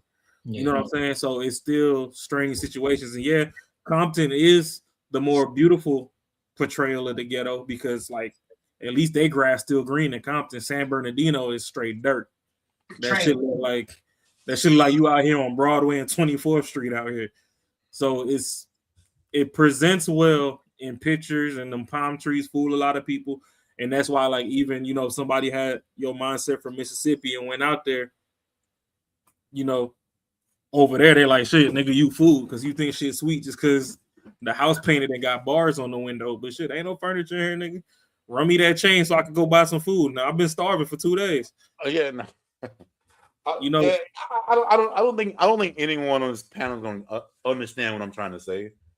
I get what you're saying because I used to live on that same. I used to down that same hill. I understand what you think. It's not even really down the hill. Like I understand what's going on. I'm just saying it's more of I can understand this and I can't understand this. I think it's more. Okay, I see what you're saying there too. You know what I'm saying? Like that's pretty much. I guess the simple way. That's what I get. I understand when I see motherfuckers go through like it's a trailer on a fucking lot. That someone like next to your house, like you know what I'm saying? Like if someone come in there, like y'all just it's like almost like a trap, you know what I'm saying? Like motherfuckers don't even own that shit. Like that house been vacant for fucking 8 years and nobody ain't come to check on it. Motherfuckers live there. You know what I'm saying? That's what I'm saying. I guess that's kind of what I'm trying to say. That's what I'm saying. That's what I'm saying. Cali's beautiful. Cali is a Bob Ross painting of the hood. The shit look good. Like which painting is it? Is it the Mona Lisa that they hit with the UV light and they realized like the dude that painted the Mona Lisa, he fucked up on it like 3-4 times? Like if you look through it, it's layers of bullshit under it, but we all just look at the Mona Lisa like, oh, that's beautiful, but really the skeletal under it is fucked off. That's how Cali is. Like it presents well, but it's not. Shit ain't all sweet. Because another place that people get fucked up at is niggas let their guard down in Vegas. If you sneak one block east or west off the strip, another one, you don't have no hood etiquette or nothing, you are free lunch. And they will do it to you. You know what I mean? So it presents like that's the thing about the West Coast, all these palm trees and shit. You got motherfuckers dropping their guard. Nah, that's fine and dandy, but it ain't really as sweet as it presents to be. You can get smoked anywhere, bro. You can get, like people are crazy. People will do whatever. Like, no, just my thing was just more like I understand, but I don't understand that. That's literally what it is. That's all. For sure. For shizzle. But hey, man, we passed 15 minutes. We passed 15 minutes. It is what it is. You know what I'm saying? It's dope when we have a good conversation. You know what I'm saying? Even when we go at it. We always gonna go at it. That's what we do as men. We go at it, but nobody loses sleep over shit. We just have conversations. Shout out to Jessica for pulling up on us. You know what I mean? She talked her talk. You know what I'm saying? Believe what she believed. Hey, what state is she from? She's out there in Boston, I believe, right? Oh, East Coast. You say left. Gotta be somewhere east. Yeah. She in the East Coast. Yeah, she's out there in the East Coast. So shout out to her. You know what I'm saying, for pulling up. We were supposed to have. Listen. I'm gonna need y'all to go come at Dalen because Dalen was supposed to be on here tonight. Who, Dalen? Dalen, yeah. Dalen. Lord, that would have been. Hey, at least we'd have some titties on the show. You stupid. Damn, Dalen. Who's Dalen? You remember Dalen? She was on at first she was on and she used to pull up on Anton them channel and then she was going on Fatty them channel. It's this chick that she done found the Lord through the internet until you go to her Instagram and it's just milk everywhere. You stupid. Is it Daylon? Oh shit, I do. That's bad. Okay, yeah, I got it. Yeah. Chocolate milk for everyone. You put a bear tap on them bitches. Oh shit. Yeah, she was supposed to pull up on us, but she didn't this time. She hit me up. She texted me during the live and she was just like, you know what I'm saying? She had a lot on the plate, so she'll hit me up when she ready to pop in. I was like, all right, bet. So no harm, no foul. It is what it is. Hey, everybody in the chat, man. Your favorite internet bae. We don't care if they argumentative or if they docile. Tell them come hop over here on Banter and Barter. Let's get it in. Facts. Yeah. To the not no tyranny, but Hey, I don't give a fuck. We Hey, can now tell Tierney can pull up too. She just gonna listen. She just gonna respect the panel. I think she might be the only one that I might mute. Like, hey man, Hey, I don't care if you put a wig and titties on Sharon with his little fucking feminist ass. I wouldn't mind. The thing is, I wouldn't mind Sharon coming up. But the only difference is we need more women on the panel, man. That's what I said. Put a wig on him. He already fucking women presenting. You stupid. I think it'd be more if he was on. It had to be. Yeah, his whole thing would be a woman against man type shit. I don't know if we have that much energy on that one, but yeah, but he'd have missed Doubtfire podcast. So yeah, he's getting it, and that he believed that shit. He said, if Sharon come up, you need a spot. See, that's what I'm saying.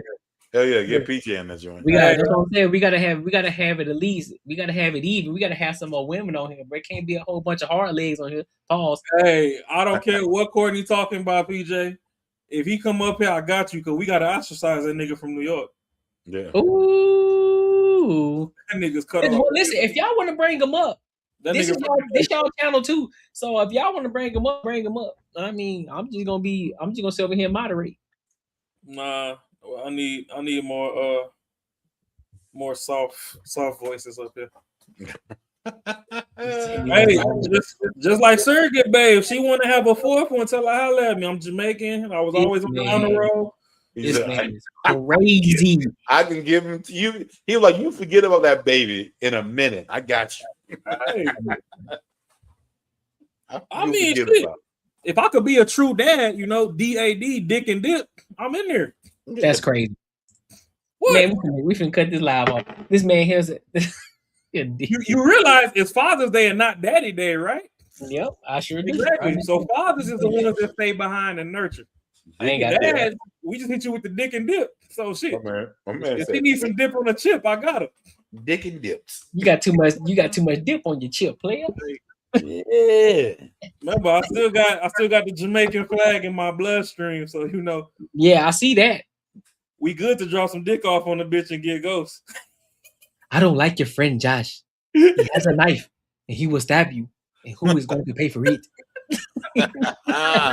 Yo, that's crazy though. You stupid as hell.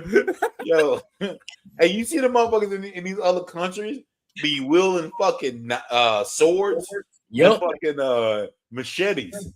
Yep. Motherfuckers like this with a fucking machete come. God damn, bro. Yeah, and that's something earlier when I was just weaponizing the use of the word fear. Fear with Jessica. I'm like, hey, like, we don't care if it's your first pregnancy. If your mind is that fucked off, then we need to sterilize you, because there's people in third world countries. I done seen it with my own eyes. It might have been the first time that somebody was out there stealing, but they got caught by the wrong person. Their hand get chopped off. Oh no! I done seen somebody get shoved in a tire. They poured gas on his ass, lit his ass on fire, and rolled him down the street. You said they shoved him in the tire? I ain't scared of no police. They put him in the middle of a tire, threw gas on his ass, kicked him over while he was on fire, and watched his ass roll downhill. Oh hell no! Ain't scared of no police. Like, so when motherfuckers over here stealing from Walmart and all you get is a little citation with a court date, life is fair for you. And the life motherfuckers ain't come fair like, outside. the police. Come on, bro. Jesus. Man, you know they go crazy if there was no police presence in the state. Oh shit! I mean, shit. You ever kicked it in the trap house where they cook crack? Hell nah. Exactly. It ain't just the movies. Probably they safe. know some of them women that's helping cook is users. Oh yeah, I've been in them trap houses where women is in there butt naked, head to toe. Oh yeah. If you want to get high, you better boof the shit in that little cootie cat or something. That's the only way you stealing it. You're like, don't sneeze. Yeah, you ain't putting it in the bra under the titty. You ain't got a bra on. Mother be like, whoosh. I'm like, oh, you dead. And I don't know what they put in crack. They got to be collagen in crack, because them crackheads, they titties still be perky. Shit. All right. Then it's time to shut it down. Yeah, you know what? It's about that time, bro. About that time. You know what? Hey man, listen, bro. I gotta hit the button. Boy, it's out the mud. We got Rashad McCount.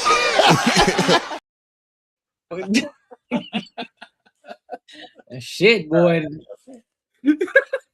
All right, I'll let y'all breathe. Until Tuesday, this has been the Banter and Barter Show. There you go. Like, comment, share, subscribe, hit the hype button. And hey, send this to your ex bitch.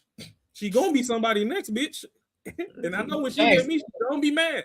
Hook it. Listen, bro, if y'all really rocking with the show, like real talk, don't be afraid to share the platform. Don't be afraid to tell the shorties, because we looking for some shorties to come over and kick it with us. You know what I mean? And listen, we aren't the type of people to copyright and all that shit. So if you want to clip the videos up or whatever you saw that was interesting, share it with some people or clip it up and repost it, whatever the case may be. You know what I mean? Because we trying to get this thing big, because y'all already know what the what you call it?